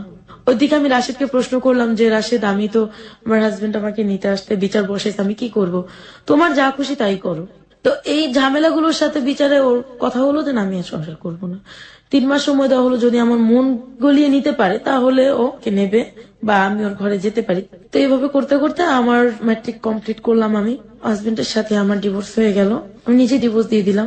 আমিও মানে প্রচন্ড ভালোবেসে ফেলছি রাশেদকে, ওকে ছাড়া এখন আমি কিছুই বুঝি না। রাশেদ আলটিমেটলি আপনার ফুপির লাভার ছিল। সে ফুপিকে ভুলে গেছে, সে আমাকে ছাড়া কিছু বোঝে না, আমি তাকে ছাড়া কিছু বুঝি না। ফুপি এই জিনিসটা আন্দাজ করতে পারছে। তারপরে ফুপিদের সাথে আমাদের সাথে প্রচন্ড একটা গ্যাঞ্জাম হয়, ফুপি আমাদের যোগাযোগ করে না, আমরাও ফুপির সাথে যোগাযোগ করি না। আর বাবা প্রচন্ড সংসার থেকে চাপ দিতেছে, অনেক কিছু বলার পরে, চাপ সৃষ্টি করার পর আমি কোথাও কোনো চাকরি পাচ্ছিলাম না। একদিন দেখলাম ঘরে কোনো চাল নাই, ভাই বোন গুলো না খেয়ে আছে। তো আমি আমার এক ফ্রেন্ডকে জানালাম, ওকে আমি বললাম যে দেখো, আমার তো ঘরে কোনো চাল নেই, তুমি আমাকে 1000 টাকা ধার দাও, আমি তোমাকে বেতন পেয়ে দিয়ে দেবো আগামী মাসে। তোমার 1000 না, তোমার 1500 লাগলো না, কিন্তু তুমি আমাকে 1 ঘন্টা সময় দাও। কিরকম সময় দেবো তোমাকে? সে আমাকে একটা নোংরা প্রস্তাব দিল। তখন আমার এত কষ্ট হয়েছে যে বাসায় দেখছি ছোট ভাই বোন গুলো না খেয়ে আছে। বাসায় আসার পর পাশের ঘর থেকে আমি 100 টাকা ধার নিয়ে 1 কেজি চাল কিনছি, আধা কেজি আলু কিনছি, মরিচ কিনছি, ডাল কিনছি। ওরা সারাদিন না খাওয়া, রাত্রে খাইছে, সকালে খাইছে। তো এখন দেখি যে 1 কেজি চালে হয়নি, শেষ হয়ে গেছে। দুপুরে কি রান্না করবে? খুব কষ্ট হচ্ছে ওদের। আমার ভাইটা আমার কাছে এসে বলছে, আপু 2টা টাকা দেয়, আমি টাকা দিতে পারতেছি না। বাবা কি করছে? বাবা কিছুই করতেছে না, বাবা জুয়া খেলতেছে। আপনার মা কিছু বলছেন? আমার মা বললে আমার মাকে মারধর করে মাকে। তো আমি চোখে দেখলাম অন্ধকার, দেয়ালে পিঠ থেকে গেছে, আমি ওর কথা রাজি হয়ে গেছি। কার কথা রাজি হয়েছে? আমার ফ্রেন্ডের কথায়। কোন ফ্রেন্ড? ও ছিল মানে কোন এক হলের নেতা ছিল। তো ওকে, ওর সাথে আমার রাস্তায় একসময় পরিচয় হয়েছিল। আর রাশেদ যে আমার জীবনে ছিল, ও কোনো টাকা পয়সা দিত না তখন, আমিও চাইতাম না। তো ওর সাথে যে আমি ফোন দিলাম ওকে যে দেখো সোহাগ, আমি তোমার প্রপোজালে রাজি আছি, তবে 1000 টাকা না, মানে কোন অর্থে যেন, আমি তখন চিন্তা করলাম যে নিজের সম্মানটাই যেহেতু দেবো, তো 1000 টাকার বিনিময় কেন, আরো বেশিতে দেবো। এই সেন্সটা আমার মাথায় মানে কাজ করলো। তো আমি এই কথা বলার পর তুমি কত জানিস? আমি 2000 টাকা চাই। না, আমি তোমাকে 2000 টাকা দেবো না, 1500 দেবো, তুমি রাজি আছো? ঠিক আছে, রাজি আছি। ওর সাথে আমি গেলাম, ও কোন এক হোটেলে আমাকে নিয়ে গেছে। নিয়ে যাওয়ার পর ওকে আমি ওখানে 1 ঘন্টা সময় দিছি। ওখান থেকে আমি চলে আসি। চলে আসার পরে ঘরে বাজার টাজার করি। সেই দিন রাত্রে সম্ভবত রাশেদ আমাকে রাস্তায় দেখছে, আমাকে ফোন দিচ্ছে, ফোন দিয়ে বলছে তুমি কোথায় আছো, এখন আমার সাথে দেখা করো। তো দেখা করো, ও আমাকে একটা মসজিদে নিয়ে ছুঁয়ে বলছে, তোমার এখন থেকে ভরণ পোষণ যা আসছে আমি গ্রহণ করব। আপনি তো রাশেদের কাছ থেকে হেল্প নিতে পারতেন, কেন নিলেন না? আমি কেন জানি ওর কাছ থেকে চাইনি। আর ও একদিন আমাকে একটা কথা বলছে যে মেয়েরা ছেলেদের কাছ থেকে টাকা খায় সে মেয়েরা ভালো হয় না। আমি ওর কাছে ভালো সাজার জন্য আমি আমার নিজের সম্মানটুকুকে বিক্রি করে দিচ্ছি একমাত্র বাবা মার ভাই বোনের শুধুমাত্র মুখে দুমুঠো ভাত দেওয়ার জন্য। সেই রাতে রাশেদ আমাকে একটা মসজিদে দাঁড় করাইয়া বলছে যে ও আমার সম্পূর্ণ ভরণ পোষণ দেবে, আমি কারোর সাথে ফোনে কথা বলতে পারবো না। আপনি রাশেদকে বলেছিলেন যে আপনার জীবনে এই ঘটনাটা ঘটে গেল কিছুক্ষণ আগে? না, ওর কাছ থেকে আমি লুকিয়ে গেছি। ও যা যা বললো আমি মেনে নিলাম। ও আমার বাবাকে ফোন দিল। তো বাবার সাথে রাশেদের সাথে আগে থেকে একটা পরিচয় ছিল। বাবাকে ও বলছে যে আমরা দুজন বিয়ে করে ফেলছি। তখন আমি বলি মিথ্যে বললা কেন? মিথ্যে বলা ছাড়া কোনো কাজ নাই, ও এখন হাজবেন্ড হয়ে আমার বাড়িতে যাবে। তো আমি সবাইকে এসে বললাম যে আমার বিয়ে হয়ে গেছে, ডিভোর্স হয়ে গেছে, ওইদিকে এদিকে আমার বিয়ে হয়ে গেছে। পাড়া প্রতিবেশী সবাই খুব খুশি হলো। মিষ্টি আনছি আমি। পরে আমার বাবা মা তো খুব খুশি। বাবার একটাই চিন্তা, এত বড় লোকের ছেলে, তার মানে ভালো হবে। তারপর থেকেই আমি আবার স্কুলে জবটা ছেড়ে দিয়েছি, ও আমাকে স্কুলে জবটা ছাড়িয়ে নিয়েছে। ও আমাকে হেল্প করতো। এরকম করে 6 মাস গেল। ও তো ওর বিনিময়ে আমার কাছে কিছুই চাইনি। তো এর কত বিনিময়ে টাকা করে দিত প্রতি মাসে? মানে ও বাজার করে দিত টোটালি একটা। আর আপনার বাবা এগুলো বসে বসে খেতেন? হ্যাঁ, বাবা এগুলো বসে বসে খেতেন। এরকম করে 6 মাস চলে গেল। রোজার ঈদ, এটা হচ্ছে 2010-এর ঘটনা। তো ও আমাকে সম্পূর্ণ মানে বাজার টাজার দেবে, হঠাৎ ওর সাথে আমার ঝগড়া লেগে গেছে। ও আমাকে এখন আর বাজার টাজার দেবে না, কি করব। তারপরে আমি রাস্তায় একদিন সোহাগের কাছে গেছি, সোহাগও আমাকে ফিরিয়ে দিয়েছে। ফিরিয়ে দেওয়ার পরে আমার মানে রাস্তায় বসে আমি চিৎকার করে কাঁদতেছিলাম। রাশিদকে বারবার ফোন দিচ্ছিলাম, ও আমার ফোন রিসিভ করতেছে না, কি করব। বাসায় ফিরে আসলাম, আসার পর দেখি যে দুপুরে যে খেয়েছে আমার ভাই বোনগুলো আর খায়নি। রাত্রে প্রতিবেশীর ঘর থেকে খাবার দিয়ে গেছে, সেটাও আমার বাবা খেয়েছে, ভাই বোনরা খেয়েছে, আমিও খেয়েছি। পরের দিন সকালবেলা রাশেদকে খুঁজতে বের হয়ে গেলাম। আমি আমার কামরাঙ্গি চর থেকে হেঁটে টিএসির মোড় গেলাম, সেখানে ওকে পেলাম না। বাংলা মোটর আসলাম, বাংলা মোটর ওকে আমি পাইনি। ওকে খুঁজতে খুঁজতে আমার বিকেল হয়ে গেছে, বিকেল পার হয়ে সন্ধ্যা হয়ে গেছে। সারাদিন কিন্তু ভাই বোনগুলো না খাওয়া। রাস্তায় বসে জগন্নাথ হলের ওখানে বসে বসে চিৎকার করে কাঁদতেছি, আমি কি করব এখন। এক মহিলা আমাকে দেখছে, দেখে বলছে আমু তুমি কান্না করো কেন, কি হয়েছে। যে আমার এরকম অবস্থা, আমি কি করব। তো পরে বলে আমার সাথে আমার বাসায় চলো। আমি বাসায় যাব না, কারো আমার ওই যে মানে আগে তো টিভিতে দেখতাম বাসায় নিয়ে যেত, মেরে ফেলতো, ভয়টা ছিল আর কি। আমি কারো বাসায় যাবো না, আমার বাসায় গেলে তোমার ভালো হবে, তুমি চলো। একটা বিশ্বাস নিয়ে, একটা দুঃসাহস নিয়ে আমি ওনার বাসায় যাই।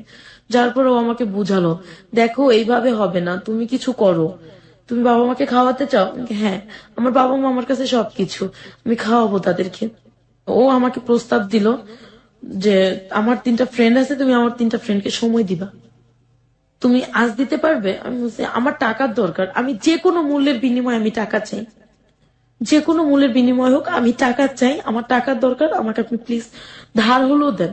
ধারকে আজকালকার জমানায় কেউ কাউকে দেয় না, তোমার মানে দেহর বিনিময়ে তুমি টাকা নিতে পারো। তারপর ওনার 2টা ফ্রেন্ডকে ফোন দিলেন, একজনকে লাইনে পায়নি, 2জনকে পেয়েছে, 3জনের কথা বলছে। তো ওদেরকে আমি 1 ঘন্টা করে 2 ঘন্টা সময় দেওয়া, উনি আমাকে প্রথম দিন দিলেন 2000 টাকা। আমি ওগুলো নিয়ে বাসায় আসছি, আসার পরে বাবা আমাকে বাজার টাজার করে দিছি, খাইছি। সেই দিন রাত্রে আমার বাবা আমার কাছে এত রাত কেন করছো, কোথায় গেছো, এটা সেটা বলে আমার বাবা আমাকে মারছে। তখন আমি মাকে বললাম তোমাদের জন্য কষ্টও করব, ঘরে এসে মারও খাবো, এটা তো হয় না। তো মা আর কিছু বললেন না। তো পরের দিন উনি আমার ফোন নাম্বার রেখে দিচ্ছে। 1 সপ্তাহ পর উনি আবার আমাকে ফোন দিছে, এই ভদ্রমহিলা? এই ভদ্র মহিলা। তুমি তো একদিন চলে গেলে, আর ফোন দিলে না, খোঁজ না। আমি ওই টাকা থেকে হয়ে যাবে না, তোমার আরো টাকার দরকার। আমি কিভাবে হয়। এর ভিতরে রাশেদ আমার কোনো খোঁজ খবর নেয়নি। আমি আপনাকে খুব, আমার মনের ভিতরে কোশ্চেনটা ঘুরছিল, আমার মনে হয় যে প্রশ্নটা করা উচিত। হ্যাঁ, আমি প্রশ্নটা করছি এইভাবে। প্রথম কথা হচ্ছে যে আপনি কি কাজ করছেন সেটার চাইতে আমি বরং কেন করছেন সেদিকে থাকতে চাই। হ্যাঁ, 2 নম্বর হচ্ছে যে আপনি তো নিজেও জানেন, কারণ আপনি যে ফ্যামিলিতে বড় হয়েছেন, এটা কত নিকৃষ্ট ধরনের কাজ। হ্যাঁ, কতটা বাধ্য হলে একটা মানুষ এই কাজটা করে সেটা আমরা দেখেছি। এই কাজটা করে যখন আপনি পয়সাটা পেতেন, সামান্য ডালের পয়সা, ভাতের পয়সা, হ্যাঁ, কোন রকম ভাই বোনের মুখে তুলে দেওয়ার মতো একটা পয়সা, ওরা যখন এই খাবারটা খেত বা আপনি যখন খেতেন, আপনার ফিলটা কি হতো? আমি যখন এই কাজটা করতাম, আমি যখন বের হতাম, তখন আমার মনে হয় যে আমি কোনো মানুষের ভিতরে পড়ি না, আমি একটা জঘন্য ধরনের মেয়ে, আমি নষ্ট হয়ে গেছি। যে জিনিসটা আমি সবসময় আমার হাজবেন্ডের মুখে শুনতাম, তো পরবর্তীতে এই কাজটা আমি করবো আমি কোনোদিন ভাবি নাই। আর ওই খাবারটা যেন আমার গলা দিয়ে নামতো না। কিন্তু মা শেষে বুঝতে পারতো যে এই কাজটা আমি কেন করলাম, অন্য কোনো কাজ করতে পারতাম।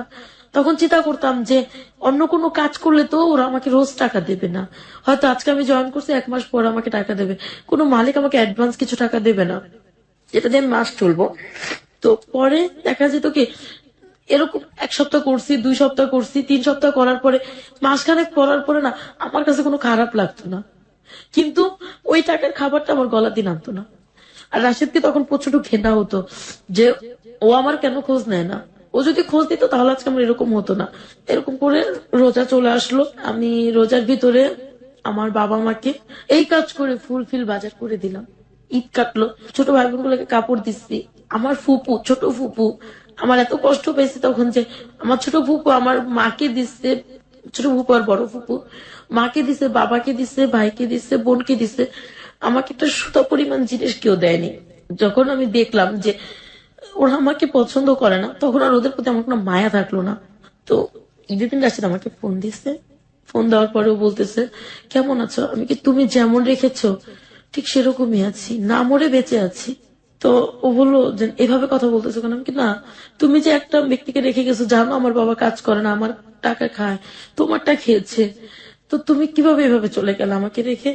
ও আমাকে বললো যে ঠিক আছে, সবকিছু ঠিক হয়ে যাবে। ঈদের দিন রাত্রে ও বলতেছে যে তুমি একটা কাজ করো, তুমি আমার সাথে দেখা করো। কখন দেখা করবো? রাতে দেখা করো। বিকেলে ওই মহিলা আমাকে ফোন দিছে যে লাবণ্য, তুমি একটু আসবা? কেন? আমার দুটা ফ্রেন্ড আসছে, তুমি যাদের সাথে বসো তারাই আসছে, ঈদের দিন তোমাকে দেখতে চায়। তো আমার তো কোনো রকমেরই নেই, আমি চলে গেছি। আমি কিন্তু পুরোনো কাপড় পরে গেছি, কারণ আমি ঈদে কোনো কাপড় নিই। মানে তখন আমার আমার হাজবেন্ড আমাকে 6 মাসে কিছু দেয়নি, বাবা মাও কিছু দেয়নি। ওই যে শাড়িগুলো বিয়ের আগে কিনছি বা বাঁশ শাড়িগুলো, নতুন শাড়িগুলো, ওগুলো পরতাম। তো আমি যাওয়ার পরে ওনারা আমাকে 2 ঘন্টা রাখলো। 2 ঘন্টা রাখার পর আমাকে 3,000 টাকা দিচ্ছে। ওরা বাইরে খেলো আমাকে নিয়ে। আমি ওদিকে রাশিদকে ফোন দিচ্ছি, রাশিদ ফোন রিসিভ করে না। 8টার দিকে প্রচন্ড বৃষ্টি হচ্ছিল, ওই বৃষ্টিতে ভিজে ভিজে ওকে আমি পুরো টিএসসি খুঁজছি, রমনা খুঁজেছি, ওকে আমি পাইনি। ও আমাকে রাত 10টার সময় ফোন দিছে, তুমি কোথায়? যে বাসায়। তুমি আমার সাথে দেখা করতে আসলো না, এটা বলে প্রচন্ড ঝগড়া করতেছে আমার সাথে। পরে আমি বলছি, আচ্ছা ঠিক আছে, আমার ভুল হয়ে গেছে। পরে ফোন রেখে ছোট ভাই বলতেছে, আপু শিশু পার্কে ঘুরতে যাবো। আর আমি আমার ছোট ভাই বোনদেরকে বাবা যে দেয় না সে অভাবটা বুঝতে দিতাম না। যেভাবেই হোক আমি ওদের সবাইকে বুঝায় রাখতাম যে না, টাকা পয়সা আছে, খেতে পারবি, চলতে পারবি। তো আমার ওদেরকে নিয়ে আমি শিশু পার্কে ঘুরতে গেলাম। 3,000 টাকা ছিল, তো 1,000 টাকা খরচা হয়ে গেল ওদের যাওয়া আসা না। ও আমাকে রাশিদ আমাকে ফোন দিল, বললো চল আজকে আমার এক ফ্রেন্ডের বাড়িতে যাব। ঠিক আছে যাব। ফ্রেন্ডের কে কে আছে? মা আছে, ভাই আছে, বোন আছে, সবাই আছে। কিসের জন্য যাব? ওরা আমার বউকে দেখতে চাইছে। ঠিক আছে যাব। ঠিক আছে, রাত 8টায় আমাদেরকে বাসায় দিয়ে আসার পরে আমি ওর সাথে দেখা করলাম, সম্ভবত গুলিস্তান গিয়ে। ওর বাড়ি কি গুলিস্তানে ছিল? ওর বাড়ি মগবাজার। ওকে, আপনি বলছিলেন যে রমনাতে খুঁজছেন, টিএসসি তে খুঁজছেন, এই জায়গাগুলোতে আপনি কেন খুঁজতেন? ও এখানেই থাকতো, সারাদিন এখানে বেশিরভাগ থাকতেন? সময় এখানে সময় কাটাতো বন্ধুদের সাথে। Okay. আর ও আমাকে বলছে ঈদের দিন রাত্রে ওইখানে থাকবে। ওকে। পরে আমি ওর সাথে গুলিস্তান দেখা করতে গেছি, যা দেখি ওর এক ফ্রেন্ড আছে এখানে, পরিচয় করে দিল, ওর নাম কালাম। ওর বাড়িতে আমরা বেড়াতে যাব। ঠিক আছে চলো। বাড়িটা ছিল ভুলতা গাউসিয়া। যাওয়ার পরে দেখলাম যে খুব অন্ধকার, খুব একটা গ্রাম, বিল চারপাশে, ওখানে নিয়ে যাচ্ছে কোনা কোনা দিয়ে, এই দিয়ে ঢুকালো কোথায় বাড়ির পেছন দিয়ে। বলছে, কি ব্যাপার? বাড়ির পেছন দিয়ে ঢুকলাম। ও একটা নতুন বাড়ি করছে, গেট করা হয়নি, টিন দিয়ে লাগিয়ে রাখছে। এটা আসলে টিন দিয়ে লাগানো ছিল। দরজা খুলছে, আমি কি, কেউ তো নাই এখানে, এক রুম, একটা বিলের ভিতরে এক রুম। তো আমার কোনো না ভয় ছিল না, ও ছিল সাথে। আপনি ওকে লাভ করতেন সেই সময়টাতে এবং পুরো ওকে আমি পুরো লাভ বুঝতো। করতাম, আপনি যেই কাজের মধ্যে জড়িয়ে গেছেন এই এটা কি কথাটা আমি ওকে বলিনি। ও কি বুঝতেও পারেনি? ও বুঝতেও পারেনি, ওকে আমি বলতাম না, ও বুঝতে পারেনি। ও কারণ জিজ্ঞেস হচ্ছে করেনি যে এই আপনার- মাসটা ও আমাকে সময় দেয়নি। না, কিন্তু ওর তো সন্দেহ হওয়া বা জিজ্ঞেস করার একটা ব্যাপার ছিল যে টাকাগুলো কোথা থেকে কিছু আসছে। জিজ্ঞাসা করে নাই। ও বলছে বাজার করছে, আমি কি কোন রকম করেছি, মিথ্যে বলেছে আমার সাথে। আপনার ফ্যামিলি বুঝতো না যে এই আমার কাজ? মা বুঝতে পেরেছিল, পরে আমাকে জিজ্ঞাসা করছে তুই এত টাকা করতে কেন? আমি মার কাছে স্বীকার করছে। মা কি বলেছিল? মা কোনো কথা বলেনি, মা নিস্তব্ধ হয়েছিল। বাবা বুঝতো না? বাবা বুঝতো না। আমার বাবা এক কথা, মোট কথা বলতে গেলে ও ছিল টাকার, ও টাকার জন্য সব করতে পারে, শুধু পারে না মেয়ে আর বউকে বেচতে। তো আমি যখন ওর সাথে গেলাম, যার পর ও আমাকে বলতেছে কি দেখো ওর ফ্যামিলির কেউ নাই, তো তোমাকে আমি মিথ্যে বলে এখানে আনছি। তখন বাজে রাত 11টা। রাশিদের সাথে ওর বন্ধুর বাড়িতে গেলাম, ও আমাকে বললো দেখো তোমাকে মিথ্যে বলে এখানে এনেছি, ওর কোনো বাবা মা থাকে না, ওর এটা বাড়ি করছে নতুন, তো আমরা দুজন একাই থাকবো। ভালো কথা, আমরা একাই থাকবো, সমস্যা নেই। আধা ঘন্টা পরে মানে ও আইসা, মানে ও আমাকে ওখানে গিয়ে ও আমাকে ইউজ করে। তারপরে আধা ঘন্টা পরে ও আমাকে বলতেছে একটা কথা বলি, তুমি রাগ করো না। কি কথা? আমার বন্ধু তোমাকে চায়। হোয়াট? হ্যাঁ, ওর বন্ধু আমাকে চায়, নয়তোবা ও একটা গ্যাঞ্জাম করবে। মানেটা কি? মানেটা হচ্ছে এটা ওদের কন্ট্রাক্ট ছিল যে যাকে নিয়ে যাবে দুজনে মিলে ভোগ করবে। কিন্তু আমি যখন চিল্লাচিল্লি করলাম, এই করলাম, তখন বলছে আমাকে একবার ওকে একটা সুযোগ দাও। তখন আমি বলছি, কোনো মতেই না, আমি চলে যাবো এখান থেকে। মোবাইলটা ধরে দেখি রাত 1টা বাজে, কিভাবে বের হবো, আমি কিন্তু চিনি না সেটা। তো পরে আমি ওখানে রইলাম। পরে ও আমাকে অনেক রিকোয়েস্ট করে, ও আমার মানে না যেন পা ধরছে, এরকম রিকোয়েস্ট করে ওর বন্ধু কি করলো, ও বাইরে চলে গেলো, ওর বন্ধুকে পাঠিয়ে দিলাম। ওর বন্ধুকে আমি পা পর্যন্ত ধরছি যে ভাইয়া আমি আপনার বন্ধুর ওয়াইফ, আপনি এইভাবে আমাকে ভোগ করতে পারেন না। তাতে আমার কি, আমার তো আপন কেউ না। কোনো মতে যখন না শুনছে তখন মনটাকে একটা বুঝ দিছি যে যখন আমি ওই যে দুইটা লোকের সাথে মেলামেশা করছি, ঠিক ওই মন মানসিকতা নিয়ে আমার ওর সাথে মেলামেশা করতে হবে, ওকে আপন ভাবলে চলবে না আমার। তো চলে গেল। আমি ওয়াশরুমে ঢুকে তখন চিৎকার করে কাঁদতেছিলাম যে আমি কাকে ভালোবাসলাম যে আমাকে অন্য পুরুষের হাতে তুলে দিল। তাহলে তো আমি নিজেই ঠিক ছিলাম, যে ওই লোকগুলো তো ভালো ছিল, যাদের সাথে আমি এই জঘন্য কাজটা করছি বা এই নোংরা কাজটা করেছি তারাই তো ভালো। তাহলে তো এই মানুষটাকে ভালোবেসে বিশ্বাস করে আমার কোনো লাভ নেই। তো তারপর ও মানে এরকম একটা ভেব করলো, ও আমাকে আয়সা জড়ায় প্রচন্ড কান্না করতে শুরু করলো, যেন সব ভুল ওর। ও আমার কাছে ক্ষমা চাইলো পা ধরে ওই রাতে। তো কেন জানে মনটা আমার আবার ঘুরে গেল। সকালবেলা আমরা দুজন চলে আসলাম। চলে আসার পরে ওকে আমি বললাম যে দেখো এরকম হলে আমি আর কখনোই তোমার সাথে কোথাও যাবো না। বাই দ্য ওয়ে, আপনি যে এভাবে রাত কাটালেন, আপনার ফ্যামিলি আপনাকে কিভাবে নিল? আমার ফ্যামিলি থেকেও বলে গেছে যে আমরা বেড়াতে যাচ্ছি। আপনার ফ্যামিলি তো জানে যে আলটিমেটলি আপনারা বিবাহিত। হ্যাঁ। ওকে। তো আমি বাসায় ঢুকলাম। এখন আমার বাবা এই আমাদের বিয়ের কথাটা আমাদের গ্রাম সরকারের কাছে জানাই দিছে। জানাই দেওয়ার পর আমার গ্রাম সরকার আসছে, কাকে বিয়ে করেছে মামুনি দেখি একটু। তখন আমার গ্রাম সরকার একটা দিল যে উঠায় দেবো। এখন উনি আমার বাবার এখন লোভ হচ্ছে যে এখন যদি উঠায় দেই 50,000 টাকা খরচা করলে আমি 1 লাখ টাকা পাবো। কিভাবে? অনুষ্ঠান করলে টাকা উঠবে, ওকে, সবাই গিফট দিবে। গিফট দেবে, আর আমার আত্মীয় স্বজন তো বিশাল বড় লোক। বাই দ্য ওয়ে, এখানে গ্রাম সরকার বলতে আপনি কাকে বোঝাচ্ছেন? ওই চরটা তো একটা গ্রামের মতো ছিল, হ্যাঁ। তো ওখানে এক চেয়ারম্যান মেম্বারের পরে একজন গ্রাম সরকার থাকতো। যে কোনো বিচার আগে গ্রাম সরকারের কাছে যেত, তারপরে মেম্বার, তারপরে চেয়ারম্যানের কাছে যেত। আচ্ছা আচ্ছা। তো তাকে বলার পরে সে বলল যে রাশেদকে বলো তোমার এই এলাকায় তোমাকে আধা কাঠার উপর হলো 1 কাঠা জমি কিনে দিতে হবে আমার মেয়েকে। রাশেদকে বললো এটা? হ্যাঁ, তুমি যে আমার মেয়েকে বিয়ে করবা, তোমার ফ্যামিলি যে আমার মেয়েকে নেবে, বিয়ে তো করেই ফেলেছেন, বিয়ে করার প্রসঙ্গ আসবে কেন? মানে উঠায় দেবে আর কি। আচ্ছা। বা তোমার ফ্যামিলি যে ওকে নিচ্ছে, এখনো তো ফ্যামিলি জানে না, তোর ফ্যামিলি যখন জানবে তখন কি গ্রহণ করবে? যদি না করে তাহলে আমার মেয়ে কোথায় যাবে? তার মানে তুমি আমার মেয়েকে এখানে একটা বাড়ির উপরে 1 কাঠা জমি কিনে দিবা। সে একতলাই হোক 3 সিটি থাক, সেটা বড় কথা না। কোথায় এটা? এটাও চরের মধ্যে হবে, কামরাঙ্গীর চরে। কামরাঙ্গি চরই হবে এটা। তখন ও বললো ঠিক আছে আমি করব। তো এভাবে করে আমাদের সম্পর্কে এগোতে থাকে। 2011 ভালো আছি আমরা, ওর টাকা পয়সা আমাদের সংসার চলতেছে। তো 2012-তে গিয়ে ও আবার গ্যাঞ্জাম করলো আমার সাথে। ঝগড়াঝাটি করার এক পর্যায়ে ও আমাকে ছেড়ে চলে যাবে, এসে অনেক বুঝ করে অনেক মিলমিশ করিয়ে দিল। ঠিক আছে, 6 মাস চলে গেছে। কিভাবে যেন ওর ফ্যামিলি জেনে ফেলছে আমরা বিয়ে করছি। ওর ফ্যামিলি এখন আমাকে ফোন দেয়, আমার উপরে চরম অত্যাচার, তুমি ওকে নেবে না, ও সে ওর বউ হতে পারো না, তোমার মতো মেয়েকে আমরা ওর বউ করবো না। আর সবচেয়ে বড় ভুল ছিল যে রাশেদ এর আগে আমার ফুপুকে নেয়ার জন্য নাকি ঘরে এরকম ঝগড়াঝাটি করছে। পরে ওরা জানতে পারছে ওনারই ভাস্তি আমি, তার মানে ওই ফুপু যেহেতু এত খারাপ, ভাস্তিটা যাচ্ছে তারও খারাপ। ও বলে যে না, ওর ফুপু যেমনই হোক আমার ওয়াইফ ভালো। এরকম গ্যাঞ্জাম করে টোরে ও বহুবার বিষ খেয়েছে নাকি অভিনয় করেছে জানতাম না। 2013-তে আইসা ওর আমার সম্পর্ক ভালো যাচ্ছে। হঠাৎ করে ও আমাকে একদিন রাত্রে ফোন দিছে, আমি লন্ডন চলে যাচ্ছি, তুমি ভালো থাইকো, সুস্থ থাইকো। ঘরে বাজার টাজার কিচ্ছু দিয়ে যায়নি, হুট করে লন্ডন চলে যাচ্ছে। আর আমার কেন জানি মনে হতো আমার জীবন থেকে একদিন যাবেই। তার মানে স্কুলগুলোর সাথে আমার রানিং রাখতে হবে, স্কুলে চাকরি করি আর না করি খুব ভালো সম্পর্ক থাকতে হবে।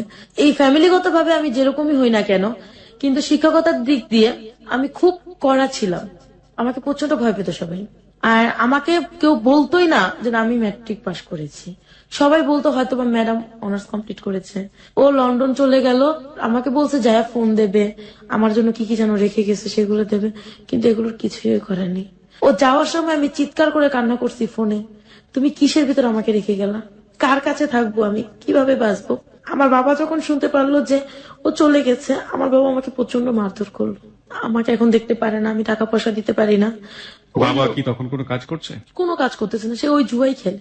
জুয়াই খেলে আর ঘরে বসে বসে খায়? ঘরে বসে বসে মানে খাচ্ছে, আপনি যা নিয়ে আসেন সেটা যা নিয়ে আসতেছি তাই খাচ্ছে, কোনো কাজ নেই তার। এবং তার কোনো লজ্জাও নেই সেটার জন্য, মানে পস্তানো বোধটা ওর নাই। ওনার বয়স কেমন ছিল? মানে লাইক উনি কাজ করতে পারতেন, এই সামর্থ্য ছিল শরীরে? হ্যাঁ, 45। ওকে। তার একটা সবচেয়ে বদ অভ্যাস ছিল, সে যে কোনো দোকানে ঋণ করবে। একসময় দেখলাম কি ঋণের মাত্রা এত হারে বেড়ে গেছে, 3.5 লক্ষ টাকার মতো দেনা হয়ে গেছি আমি। আপনি মানে আপনার কাজের জন্য নাকি বাবা দিনা করে আছে? মানে উনি করে করে আমার নাম দিয়ে আসে, মেয়ে বেতন পেলে দিয়ে দেবো, মেয়ের জামাই দিয়ে দেবে, সবাই তো আমাকে চেনে। কি কিন্তু? সিগারেট সিগারেট এইটা সেটা, এই আবি যাবি। দেখা যায় কোনোদিন রাশিদের বাজার দিতে লেট হয়েছে, একবেলা চাল নাই, ওই চালটা এটা সেটা আনতো। 2013-তে রাশেদ চলে আসলো দেশে। আসার পরে ও আমাকে বললো আমার বোনটার ইউকে থেকে চলে আসলো? কি করতে গিয়েছিল এখানে? সেটা আমি জানি না, 16 দিনের মাথায় চলে আসছে। ও কি গিয়েছে না কি আমি তাও বলতে পারবো না, ওর সাথে আমার কোনো যোগাযোগ হয়নি। এই 16 দিন? এই 16 দিন ওকে ফোন দিল, ওর ভাই রিসিভ করে আমাকে বকাঝকা করতো। এই 16 দিনের মধ্যে বাইরে থেকে কোনো ফোন করেছিল আপনাকে? ও আমাকে কোনো ফোনও দেয়নি। ও বলেছিল ফ্যামিলির লোক নাকি আমাকে যোগাযোগ করবে, আমার এই 16 দিনের বাজার টাজার দিয়ে যাবে, ওর এক বোন যাবে, কিন্তু কেউ আমাকে কিছুই করেনি। তো অনেক কষ্ট, অনেক ঋণ টিন করে এই যে এই 16 দিন চললাম, তাও আমি কোনো খারাপ পথে যাইনি। আবার স্কুলে জব শুরু করলাম। তারপরে 2013-তে ওর 21শে ফেব্রুয়ারিতে ওর সাথে আমার সাথে একটা মিথ্যে কথা নিয়ে ঝগড়া লেগে গেল। ও বলছে আমি ছেলেদের সাথে ঘুরতে গেছি, কিন্তু আমি ছেলেদের সাথে না, আমি বাবা মার সাথে ঘুরতে গেছি।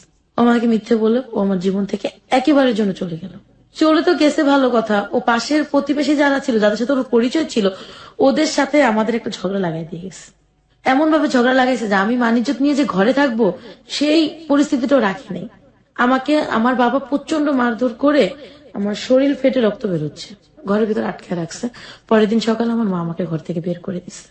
বের করে দেওয়ার পরে আমার বাবা আমাকে কোনো ফোন দিত না, কথা বলতো না আমার সাথে। কোথায় গেলেন আপনি?